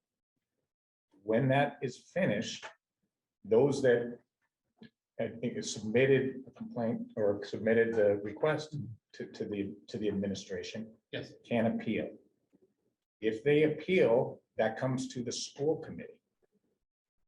Everything we've heard tonight is part of the public record. Yes. And at that stage, we would weigh in. That's when it is. So at this stage, and I think it's appropriate, it's in the administration process. Correct. This This is is part not of the fruitless. public record. This is what I want to make sure, because I've been involved where people are cut out of the process because they didn't follow the exact verbiage of the process. You didn't submit the form. I know you spoke eloquently, but you didn't submit the form, so I'm sorry. Your voice doesn't count. I just want to make sure that everyone that spoke here tonight is understood through Mr. Marsden that these are important. It's important to be part of this. be Absolutely part of the understood, process. understood, but when it gets to the school committee level on Yep. appeal, then that's when they'll take the information from the minutes of this meeting to go through that. Fantastic. And so Yeah. people can appeal the decision because they were at this meeting. Sure. Yeah, Thank you. absolutely. Can I just? Please, yes, One thing, yes. it just, there's not full representation of the committee here too, so Yes. just keep in mind that the form is set up so it's consistent. And that we have information that is coming that asks certain prompts, so we have a consistent amount of information, and then it's sort of equally amongst the members. So I just wanted to make sure that that is clear, but everything else as well, but that's partly the genesis of the form itself. Thank you very much. All right, folks. That is it for public input. Thank you very much. All right, so the next agenda item, you know what I'd love to do is I'd love to bump up the student representatives. They have been so patient. Thank you, thank you. They've been here since 7. Students, before we approve minutes, do you want to come up? Gabby, Catherine, who else? Oh, Sophie. Sorry. Yes. Yeah. Who's going first? I forget. Is this supposed to be tests, but I don't get your. No, she told me she couldn't be here for because of volleyball game. Sophie, you forgot Tessa's notes, right? So Tess was saying that, in her grade, like, a lot of the teachers have been Oh, playing. Sophie, can you go up to the microphone, please? Sorry, so we can hear you. So for the freshmen, they've been saying that they've had a lot of like the same test or like different tests in like the same like days, which has made it like kind of stressful. So like just like making sure that like the teachers all use their like global calendar to like communicate who has tests what days, so that it's not like all on the same days. And yeah, there's been balancing school and other activities, and it can be tough, but they think the schools make it less difficult. And then for us sophomores, we've been like loving EPT and Flex like last year, and like I think also the global calendar thing, like I think it's important to push that out to the teachers, because I think a lot of people have been having all their tests like in like the span of like 2 days, and then which can make it hard for like studying. And then so like a class update, we are putting our first deposit for our prom in 2024 down, and we're like we have some fun fundraisers that are planned. That's really it. Sorry, Sophie, what did you say before the flex? There was another acronym there that I didn't quite. Oh, EPT. Extended passing time? Oh, of course, thank you, getting used to the lingo. So, thank you very much. So in terms of I just want to ask, and I know it's late, but you know, the piling on the tests on, you know, 1 or 2 days. Have you expressed that to, who else have you expressed that to? Personally, I haven't expressed it to anyone really, like, Or to your advisor, so your advisor can message out to the teachers, because that's an important, that's important feedback. Okay, so hopefully that'll get to the right people. We'll make a note too. Thank you very much, Sophie. Hey, Catherine. Hello. Hi, everyone. I'm Catherine Bannister. I am the representative to the school committee for class of 2024 for the 3rd year. So I am familiar, but so for student government for our grade, we are going to do a phone wallet fundraiser that's going to be coming up to help us fund for prom, which will be in May. And then we're also going to do a wreath fundraiser again, like we did last year, which will be coming up in the winter. So for the transition to this year went pretty smoothly for the most part. It was our first normal start, which is really nice. Junior year definitely is a workload as it's much different from sophomore year so far, but it was expected. But we definitely use Flex, like Sophie said, to manage our time and get a lot of our work done. The first few days were pretty calm, and then we got into school into full swing pretty quickly. And everyone seems to be doing well with very little concern. Although I am in agreement with what Sophie said with planning out schedules for tests and things like that, as lots of teachers end up cramming in a ton of different tests within the same week. Mrs. Hagan is taking note over there, I can tell. Thank you. The only thing, I actually wrote this down in the spring after our last meeting last year. The only concern that I heard, it wasn't too big of a concern, but people brought to me the idea of using school IDs to enter the school. This is like a safety concern, but also if per se you had to go out to your car and you want to come back into school, you don't have to have a friend prop open a door for you or something like that, which was also a concern, leaving a door open to go outside of the school. Although during our prep meeting, we talked about how the only concern with this idea would be if a student misplaced their card, because if they say it fell, someone else could get a hold of it, or if they lost it, then they wouldn't have their card anymore.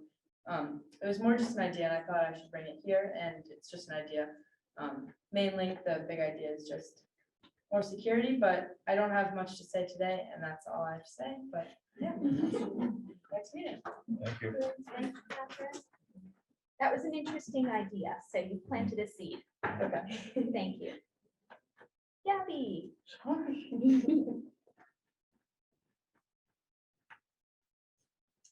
Hi, everybody. My name is Gabby Curl, and unlike Catherine, this is my first year, even though I'm a senior. So just to kind of start with what's going on with student government this year, because we're seniors and we already kind of paid for our prom last year, we don't have to do too much fundraising. So one of the main ideas is kind of working on, we do some fundraising, we sell winter dance tickets, and sometimes we give that to the juniors to help them pay for prom, which kind of helps us with our ticket prices anyway. But also we have a 4 Kicks event that we might be doing some adjusting with. We don't know yet, but that's just something that's up in the air right now. Other than that, like starting off the year has been really fun, especially with this year being one of the most regular years since COVID. Like this has been, we've experienced the most normal things that were going on that we saw when we were freshmen, like the pep rally. We went on the senior cruise, which was a lot of fun.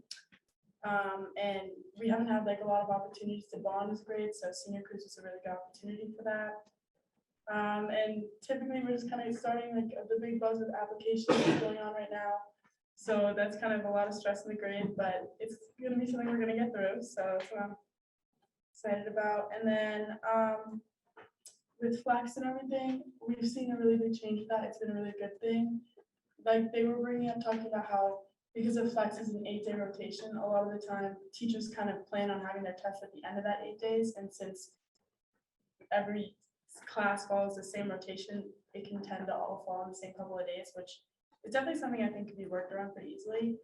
But Flex time is definitely going to take that a lot of students I see taking advantage of.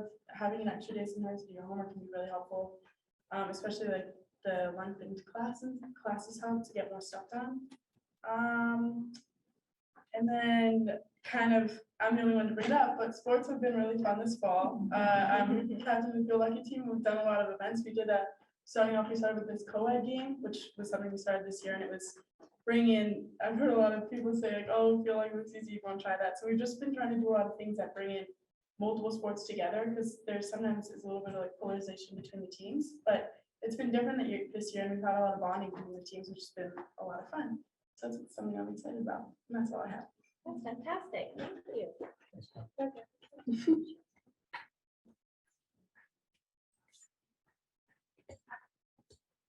Awesome. Does anyone have any questions for the students? Just had one comment. The fundraising your senior year, it's great. You don't have to. Just an idea. Maybe you start fundraising for college. I mean, well, super. So your year's off to a good start. Yeah.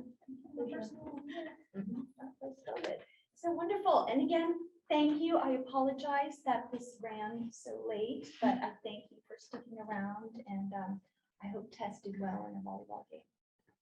So cool. Awesome. Thank you. Thank you. Thank you. Lovely. I think for the sake of time, we're going to table three things: our minutes, public records request, and learning space at the elementary schools. And so right now I see the principals who have waited so patiently as well. Who would like to go first? We're all together. Oh, hey.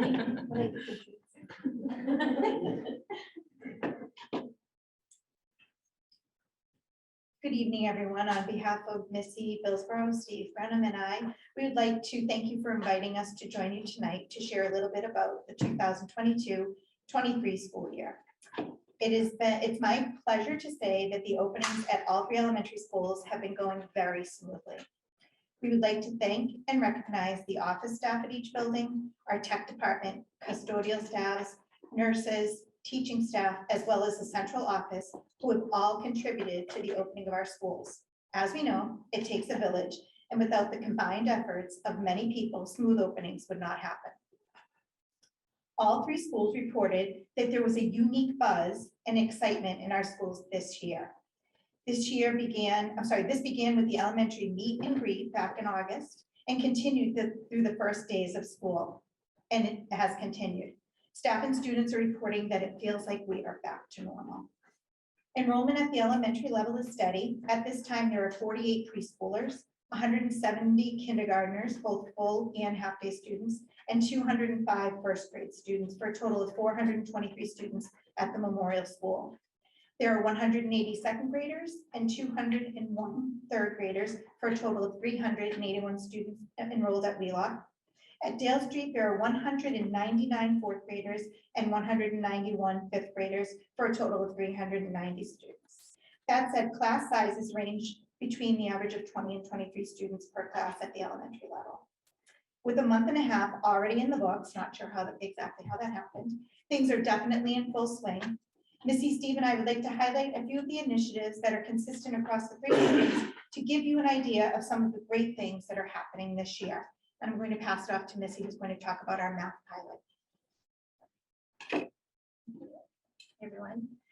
So as Holly said, I'm really excited to share about our math pilot that is in full swing with 2 teachers at each grade level, K to 5 right now, currently piloting the first of our 3 programs, which is Reveal Math. Staff completed training in the summer, and the teams are implementing the curriculum in their classrooms while working closely with one another, the math specialists, and our new pre-K to 5 math coordinator, Jen Bell. They are actively sharing feedback and will be concluding this portion of the pilot in the next few weeks. And then we'll roll right into the next program, which training starts at the end of this month in illustrative math, which teachers will begin implementing that program in November. Our final program to pilot is Stepping Stones, and that will begin in February and will include preschool, and it is the only program that actually has a preschool component to it. We're incredibly grateful for the efforts of our pilot teachers. and math specialist, and thank Jen Belsky and Christine Power for their work and support, and looking forward to the next steps in this process. And Holly's going to talk a little bit about school culture. So over the summer, Missy, Steve, and I met. This is wobbly. Just be careful, sorry. Over the summer, Missy, Steve, and I met to develop a roadmap for our faculty and curriculum meetings for the 2022-23 school year.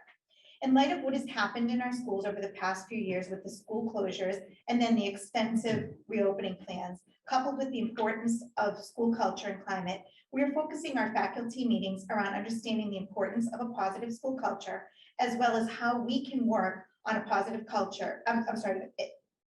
How we can work on the culture and climate at each of our buildings. Research shows that a positive culture has a direct impact on staff and student success. We will be creating meetings to incorporate activities and data from Roland Barth, Renee Brown, Anthony Mohammed, and Terrence Steele, who have done extensive work around relationships, trust, psychological safety, team building, communication, and norm setting. It has been very rewarding work so far for us to work together as an elementary administrative team to create consistent agendas and activities. We are extremely excited to do this work with our staffs, and we are confident that this will benefit all of us. And up next is Steve. Good evening, everybody. Thank you very much for having us. I get to talk about some of our work that we're doing with an outside consultant. We are excited to share that this year we are partnering with a gentleman named Mr. Dave Casserline with a focus on creating common understandings of the characteristics of highly effective teams. Dave has vast experience as an elementary principal and varying classroom experiences at the elementary level. In addition, Dave has worked with the leadership team in Medfield in the past. As he works with grade level leaders this year, Dave will provide some tools to help in the process, assist in team building, team structure, and share ideas of how to intervene if signs of dysfunctionality begin to appear. Grade level leaders have met 3 times thus far. We actually met this morning, it was great. We would like to thank grade level leaders for all the work that they do each day to make our schools and grades so great. And we also want to thank Dr. Power and Dr. Marsden for helping support this initiative. I'm going to transition over to School Spirit Days. And as elementary principals, we are always collaborating and looking for ways to provide consistency for our students and families. After receiving feedback from our stakeholders of all 3 elementary schools, this year, Memorial School, Wheelock School, and Dale Street will be having consistent Spirit Days throughout the school year. Spirit Days are another way to breathe enthusiasm into the school, and we routinely have superb student and staff participation. The elementary Spirit Day calendar began with Patriot Spirit Day on Friday, September 23rd, where students and staff are encouraged to dress in Patriots gear or red, white, or blue. Our second one is tomorrow, and it's a Medfield Spirit Day. Students and staff are encouraged to dress in Medfield gear or Medfield colors. Some other days this year, we will have a Disney Day, Hero Day, and Crazy Hat and Hair Day. We'll also have Spirit Days to recognize or honor individuals or groups. Some of these days include Hero Day, Neurodiversity Week, and Flower Power Day. And we're really excited about that. So at this time, I'm going to turn it back to Missy to talk about another initiative. So the last initiative that I'd like to highlight is the work that's happening regarding culturally responsive practices across the district. Over the summer, a committee of approximately 30 or so pre-K to 12 staff members came together for 2 full days to work and focus on culturally responsive teaching practices. This group of individuals worked to unpack terminology, discuss current practices, share resources, and determine areas of need. All 3 of us were able to be part of this incredibly important work, and this year these conversations are continuing both at the committee level and in each of the buildings. During faculty meetings, staff meetings, we'll be participating, will be participating in some of the conversations that began this summer, and will unpack resources, reflect on their own teaching practices, and work to identify areas of growth. And I'm really excited about this process and seeing this work continue. So we hope that we have provided you with just a brief snapshot of some of the things that are happening in all 3 buildings. We are so grateful for your continued support, and we're happy to expand on anything that we've spoken about or answer any questions that you might have. First of all, I think, it's symbolically, it's so great, because I thought, who's going first? You're like, no, we're going all together. So symbolically, that's really powerful. So thank you. And I know that you guys have been doing that, but it just kind of was very evident tonight. So thank you, guys. Question about the math pilot. So what was the impetus to really start looking at different math programs? Sure, I think, and anybody feel free to jump in. We've been using Envisions Math for several years, and there's some feedback about whether it is the best program for our students at this time. It's very heavily language-based, and because we have been using it for so long, we felt that it was a good time to look at some new curriculums and see what is out there and what might best meet the needs of all of our learners.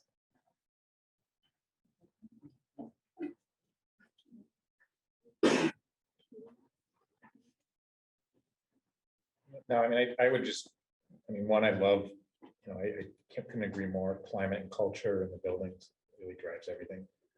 So I love that. I loved everything I heard. I also was pleased to hear the culturally responsible practices.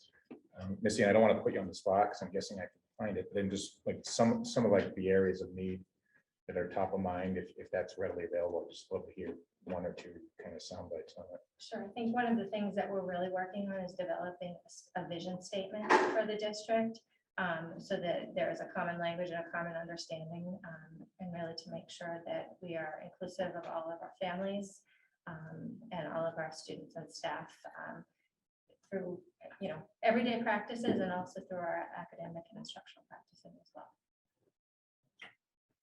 Thank you. No, I agree with that. The format worked real well. Very well done. And Steve is, if we can, Steve's going to introduce the site council. Yeah, excellent. Sounds good. Well, this year we have something new. So this year we're very excited to share that we are accompanied by members of our school site councils. So joining us this evening, and I'll call them up, Kristen Martin, a Memorial School Site Council member, Joan Dion, grade 2 teacher, and also Wheelock's Site Council member, and Sonali Pandya, which is a Dale Street Site Council member. We're grateful that they have decided to join us here tonight, and we know it's a long evening for them, so thank you. And these individuals will be highlighting kind of what the site councils do at the school, and then the initiatives we'll be working on this year. So if you people could all come up, and thank you so much for being with us.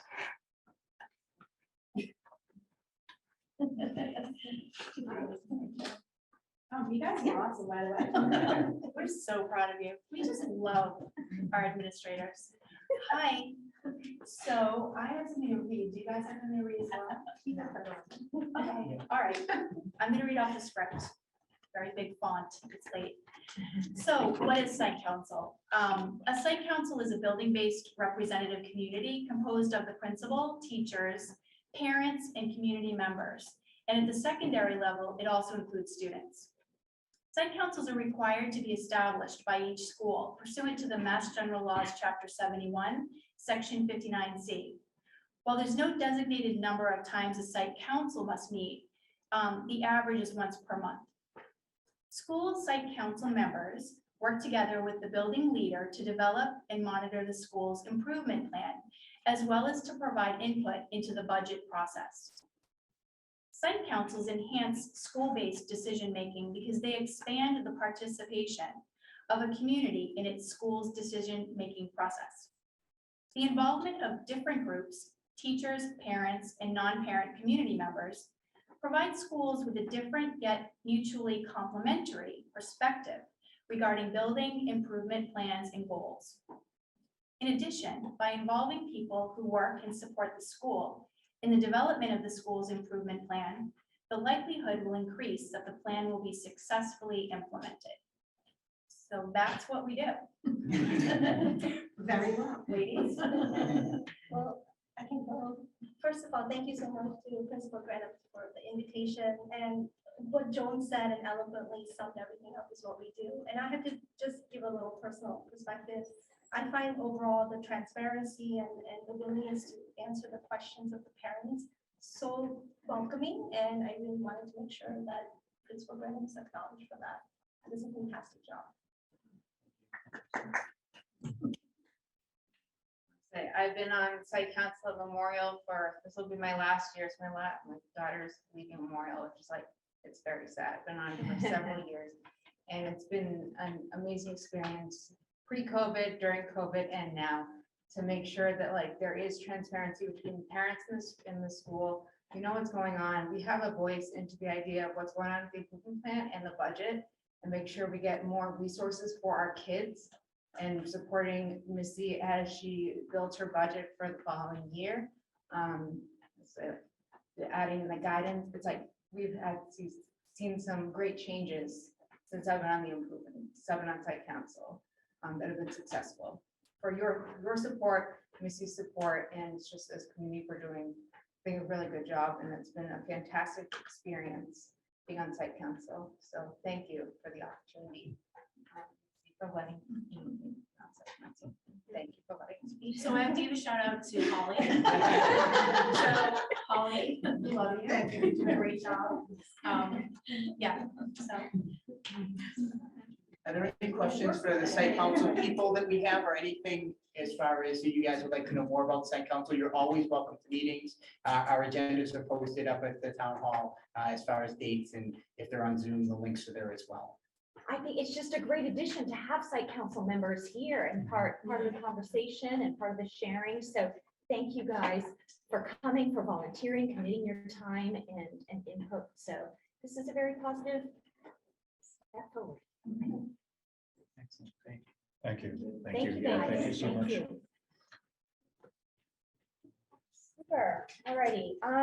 Next on the agenda is the FY24 budget calendar. I'm gonna vote on that. Sure, thank you, Madam Chair. So Michael put together the calendar that's in your materials. Very similar timeline to what it has in the past, ending with town meeting on May 1st, 2023. A couple of dates that aren't in there because we don't know them yet is the annual joint budget meeting with Select and the Warrant Committee. We don't know that one yet, and certainly the meeting with the Warrant Committee that typically happen in February, March have not been planned yet. And so we ask that you approve that. We have amended this in the past, so if there are changes in the calendar, we can amend that if you so choose, but I would ask that you vote it as approved. Do we get anything else, Michael? Okay. We have a motion to approve the calendar as presented by Dr. Marsden and Michael Loftus. So moved. Okay. Tim? Second? Second, Michelle. All in favor? Aye. All right. Thank you. Thanks, Alex. Thank you. All right. Yay, a trip. Next on the agenda is the Medfield High School Music Performing Arts Consultant Festival trip approval. Right, included in your packets, all the information and materials for the Medfield High School Music Performing Arts Consultants Festival trip for spring of 2023. I know that our kids are really excited about this, a great opportunity, and certainly it's been a long couple of years without the festival trips for our kids. So I would ask that you approve those as presented in your packet. One quick question. Yeah. The same date as the proposed Orlando trip, that's a different group of children. It says it's the same dates as the proposed Orlando trip. Yes. Okay, Yeah. just multiple Right. children will be gone at Correct. the same time. Correct, Got it, yes. okay. The kids are psyched. Yes, Yeah, I they are can To imagine. psyched. go Right. to these Yes. trips. And I'm very grateful. that they- And it's great that our staff do this too. I mean, it's Yeah. a lot for them too, and they Yeah. want to do what's best for kids and take them to these places and perform. So it's wonderful. Great opportunity for our kids. My son has done them. Love them. Great memories. So I'm psyched. Do we have a motion to approve the trip? Anything out of the state we have to approve as school committee? So moved. Michelle Kirkby. Second? Second, Tim Knight. All right, all in favor? Aye. Great. Thank you. And this is the same company. They've been good to us, so I think this is Isn't it great. great? Yes. All right, and we're tabling the next 2 items and other items since posting on October the 11th. I have, Madam Chair, so we're postponing those next two for our next meeting that we're doing. Yes, Okay. please. I just want to make a note of that. Yeah. Great. And then old business, new elementary school project. I think that's me. Yes. So Tuesday, I attended the Board of Select then meeting, and we've come up with a new application deadline date, which is November 1st. And the reason why we extended it is because the town received a letter from the AG's office saying that they were going to take extra time to approve the bylaw. However, just today, it was approved, so, which is great. So Great. the application deadline is November 1st, so I feel like now we can really kind of push forward and advertise so we can get applicants. And then, so we're anticipating announcing the newly formed SBC committee December 6th. So those are the two significant dates that December 6th, yes. So November 1st, application, December 6th, the announcement, and then in between, we'll have workshops. Right. Because as of now, there were only 2 applicants. So 2 applicants amongst our allotment or 2 amongst applicants the across? pool, the total through the town, So, okay. the Google form that is out there on the town website. We haven't done a direct. No, we Yeah, haven't, done so yet, that, so- that'll, Yeah. we shall do that. Right. Alrighty, and then, community engagement and communication. So first tonight, and then Michelle Kirkby. Sure. So I'll start. I was asked and I submitted in our packet summary of what we've talked about. So I don't know that I'm going to read it all. Yeah, I'll just hit the highlights again. Really the theme of community that we have been talking about, and in some cases trying to drive more connections between us and the schools is really what was behind this. I don't know if it's the official term, but I talked about it as let's try it out for a year. A couple pieces, I think at this stage, let's focus on the site council and the PTOs. You know, the site council is, I think wasn't sure they were going to be here, but I was thrilled. The site councils are asked to join principals. You know, usually we have them report at the beginning and the end of school. So the site councils come from the community. They're the parents, and I think that it's great to see them here, which is a great start. So that it sounds like, and thank you, Dr. Marsden, that's underway. I know you helped put that in place. As far as the PTO engagement, again, we've at least spoken to the PTO. I think informally we do. Many of us go to a meeting here or there, but the thought was try to have each of us work with a given PTO, try to attend 2 meetings per year. It could be more, it could be less. And really, the quote engagement model, or how might you engage? I do think it's important. We're there to kind of get a feel for their climate, their culture, how they operate. So at the initial meeting, we're there as a guest to listen and learn. But a little later in the year, say, hey, what are some of the key themes if you wanted to share with us? Again, that each one of us are, adults, we can figure out what that model is. Something along those lines made sense. It is documented there. And I think informally we can ask either sometimes, towards the end, if someone's in there, hey, how did it go? So maybe we learn about it, or towards the end of the year, how was that process? So I think that's it. I said it, let's try it as a 1-year pilot. We could add other groups. I think that, things go well, or we could say, hey, this is already kind of happening anyways. So that's the idea. I did also include in the packet the meeting dates, Yeah, that was helpful. Thank you. the leaders of each PTO. And I guess the only thing would be, maybe Anna Mae, we could leave it to you as chair, is let's try to get somebody assigned to each school. And And Michelle, you mentioned you'd like to, since you don't have high schoolers. Like the high school, I would love the high school, yes. That's great. Echoing what Tim said, I feel like as a recent PTO president, I very much would have welcomed this type of partnership with the PTO. I never felt like anybody was inaccessible, but I also think like shooting that first email and attending that meeting and like fostering that partnership would really be super beneficial.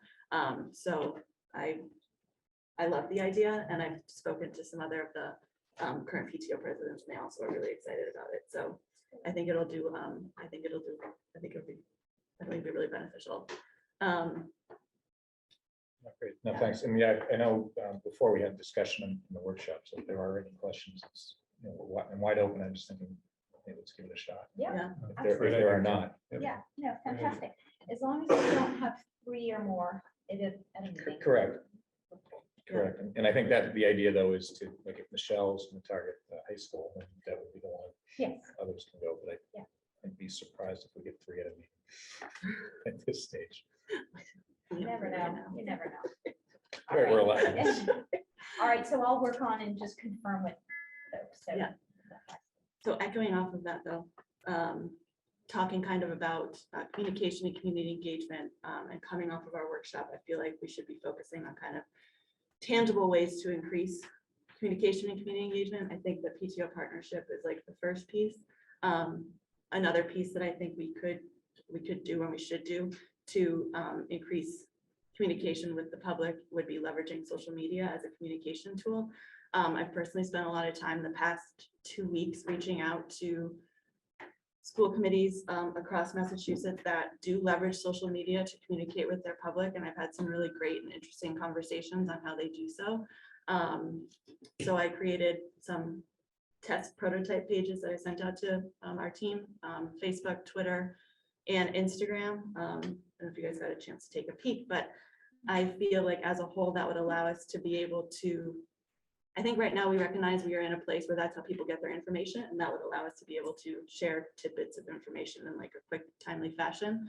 A little bit, I guess, like on how the structure would work. I feel like comments should be off. I talked to some of the school committees. Some of them have their comments on, some of them have them off. I think overall for us, it would be a really big ask to have somebody monitoring all 3 of those pages to see what was coming in. I don't feel like that's a sustainable method. If we're looking at things maybe growing legs and carrying on, you want this to be a place where there can be a process in place and that this works and it can pass and carry on to future school committee members. So in that space as well, like I wrote something about how we value input from the community all times. If you want to reach us, you want to be either coming to public comment like people did this evening, or reaching out to SC chair, but we're not going to be replying. Comments will be off. That's not a way to communicate with us, basically. From a posting standpoint, I feel like we should be targeting a weekly plus in regards to what we're doing. Our tier 1 thing is going to be sharing meeting information from us, any district-wide initiatives, general information, and then we can try to sprinkle in some news or updates from the school where we see fit. We can also expand to what Tim was saying. We can reach out to MCPE, PTO, CPAC, and see if they have other big initiatives or big wins that they would like us to share. Any thoughts or questions on that space? I'm just psyched you are willing to dive deep. And I know when you mentioned this to me, I said, call an ASC, reach out, do some intel, and you brought back some really fantastic information. And there's some districts out there who are tried and true. So they're great models to follow. So I thought that was so helpful. So thank you so much. So yeah, so then from a launch standpoint, I feel like if we could send an email via Aspen so that the parents all know, maybe we can post in the class pages. And then on our personal webpage, we have a little thing at the bottom right now that has, I don't know what it links to, but there are little like social media things down at the bottom. So we want to add the other ones coming back. Yes, coming back to our page. So sorry, so tangible items. If we go with PTO, if we go with social media, the third thing that I ended up kind of stumbling upon as I spoke to these other school committees, we've talked, I feel like in a kind of higher level in regards to office hours or open houses and these concepts of where we can have conversations with the public in like a less structured way and really have conversations, but it feels very like out there. Andover actually has a very great structure in place. And I spoke in depth to one of their school committee members on how it's run. So they rotate throughout the year. They have some on weekday mornings, some on weeknights, some on weekend mornings, and then they rotate that type of schedule. Some are virtual, some are in person, some are at the library. I was envisioning maybe some could be outside Blue Moon places where people kind of end up.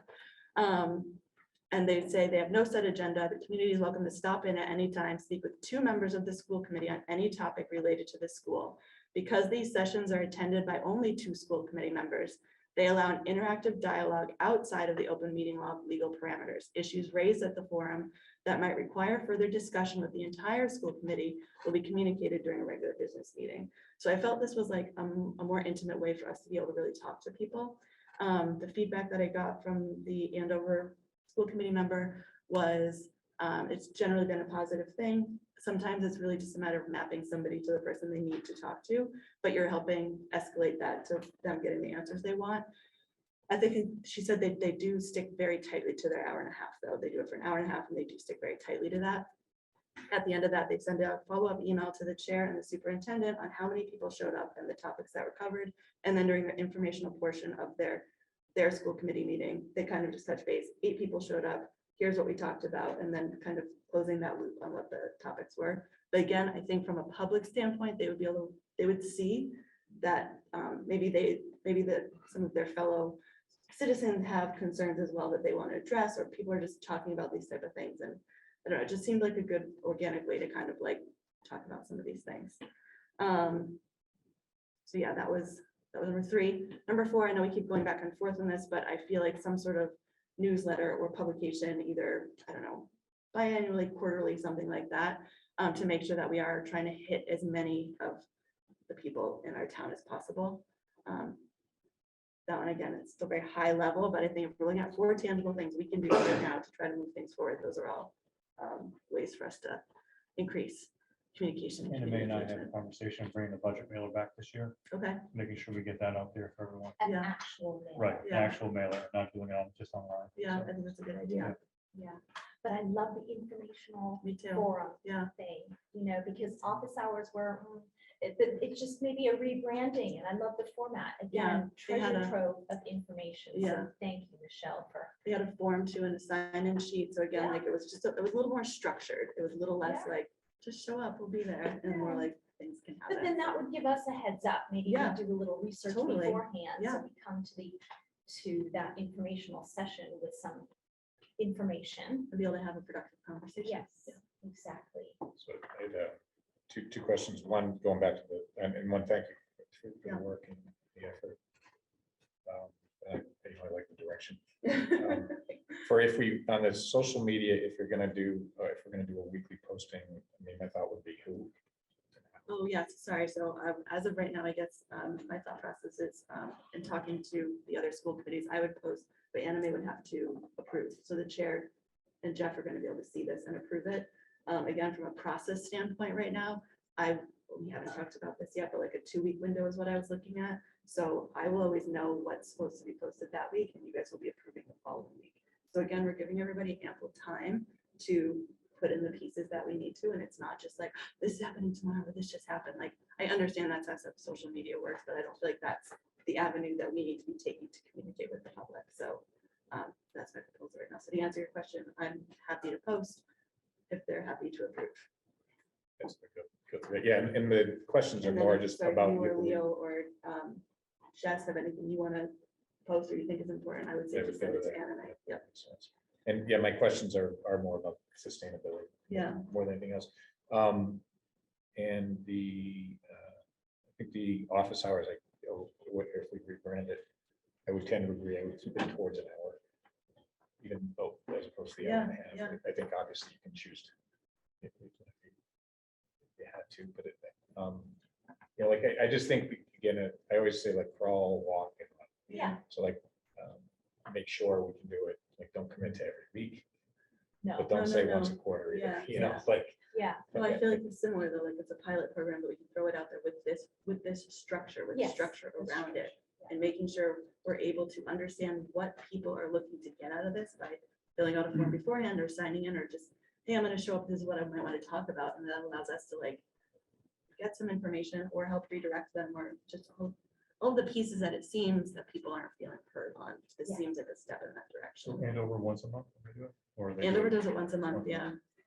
That feels a little aggressive to me, but again, if we're piloting things, we can kind of see Yeah. if we need it more or less. Yeah. I mean, what do you think is realistic? Because I totally want to. I mean, I feel like it's October right now. I think if we start publicizing this, we can have at least one before Christmas, right? And then maybe we do every other month or something like that.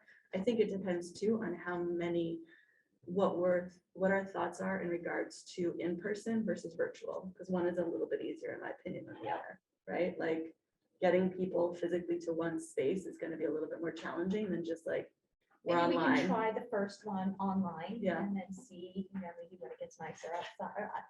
Maybe the first one virtual. Yeah, I did like that they did weekend mornings though, because I felt like that was a time that like, I totally understand that people can't get places on a weekday. I understand the challenges of people coming out on a weeknight, but weekend morning, or you know what I mean? Like that time window seems like, it seems more attainable, yeah, more accessible, yeah. So we're trying to pass the building. We did Blue Moon on Yeah. Saturday mornings. It was great. I mean, a lot of people were there. Yeah. So you get a steady rush in all morning long. Get, you know, the early people, the mid-morning people, late people. So that's good. Yeah. Good place to be. It's okay. I think like somewhere around that every other month feels about right. 'Cause you're gonna get, it's gonna kind of naturally happen anyways. September, the school kicks off, and it's crazy. You know, December, you might not, you know, the shorter months. So something like that, I would say that would be more like the spirit of it. Yeah. And I think you would alternate a little bit, try it online. Yeah, try it exactly. virtual, which I think you suggested. And I just don't know whether, I'm not sure whether you go forward or whether you want to have other members of the committee weigh in on it. I'm not sure. Yeah, so we'll put it on next, because yes, we don't have our full committee. This is a big step forward, I think. So, but we've already got the templates for social media. But the informational forum, we'll put that on next month's agenda and maybe get it more formalized. And have a Google form, or how did they do it? They have you sign in through WebEx. Well, so the one that they have up right now, actually, I don't know if it's happening last night or tonight, but so that everything was being done virtually. So their sign up was all, it wasn't a Google form, it was registering through the WebEx or the Zoom or whatever. So we can figure that out before the next meeting to at least give an example of how that would look like. Fantastic. This is great. That's good. Thank you. Awesome. Can I ask some questions about? Yes. It's like, yes, can we see, now, someone reached out to me, maybe go there. Someone reached out to me and wanted to make a comment about community engagement and communication. So if someone on Zoom would like to raise their hand and comment on the communication bit, we will take a comment. But go for it, Chris. Chris Watts, just more a very pragmatic question with regards to the social media posts. Is the district, is the business office set up to do archiving and the records management? Because you're required by law to make sure you archive everything that's posted sort of on behalf of the school committee. That in itself is a big project. All right, good to know. So what is the status of the AppDG and the app? Like how many people are using that data? Any updated data on that? On the app? The AppDG that was purchased a few years ago. Yes, please. We haven't got updated data from them in a few months. Okay. So we usually have a push in the beginning of the year, and then they tend to let us know before Thanksgiving, right around there. What was the last? I don't know, Chris. And then the third thing that I was going to mention, I was going to bring it up during the budget calendar, but this is actually more appropriate for this particular topic. I think that if you were to, there was a comment about looking at tangible ways to communicate and tapping into other districts.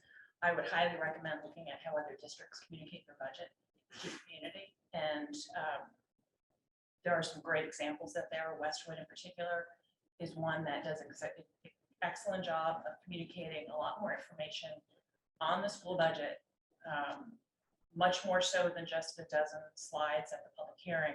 There's a lot more comprehensive information that goes out there that helps people understand the budget much earlier than the public hearing. In fact, a lot of communities have 2 public hearings.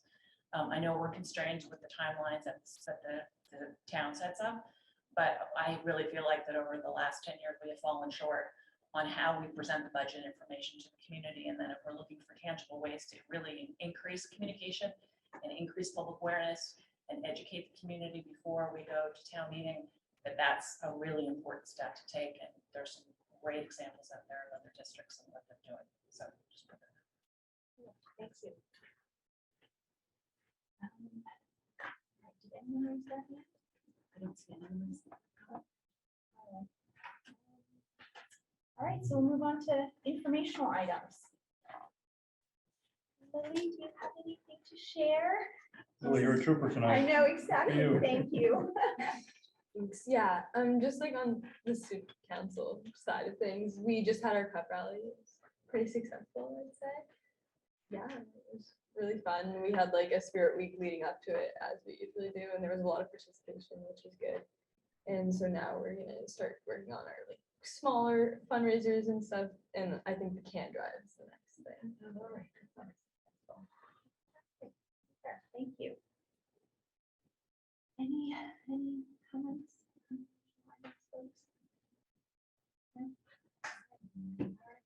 Dr. Marston? A couple of things. In your packet, you have the Accept FY '23 Q1 report. It gives you an update of what's going on at the Accept Collaborative, just for your information. And then there's also Tech Reserve, Capital Reserve Fund request to increase limit. There's no action needed from the school committee. It's just an FYI. So Tech established their Capital Reserve Fund, I believe, in 2013. Their current limit is 350. They'd like to extend that to increase that to 750. So all we have to do is notify school committee. There's no action. There's no nothing. The board at Tech approves that, but part of what they do in their charter is notify school committees when they want to do something like that. And just to respond to Mrs. Potts's comments about the budget in the last 10 years, I have to say that a couple of things. One is, if you look at all the models of budgets that's out there, what we do in a lot more than 12 items or 12 slides is the same stuff. It's just a different format. So I think that's just something that we can look at, but it's really the same information. The other piece is that it's interesting that the feeling is that we've gone down in the last 10 years around that, because I know my first couple of years here, members that were school committee members prior to my arrival said they've never seen it like that. And we've heard from the warrant committee say, that there's incredible transparency in the last few years and everything's going well. So I can, respectfully disagree with her assessment of how the budget goes. But I appreciate the feedback, Chris. Thanks so much. All right, with that, our next meeting is scheduled for November 3rd, but it's also that Massachusetts Association of School Committee Conferences. So we may or may not change that date depending on the availability of school committee members. I know a few of us are going to go down to the Cape for that. So we'll probably announce that if and when we have to. All righty. Do we have a motion to adjourn? So moved. So moved tonight. Second? Second. Second, Michelle McCarthy. All in favor? Aye. Aye. All right. Meeting adjourned. Thank you.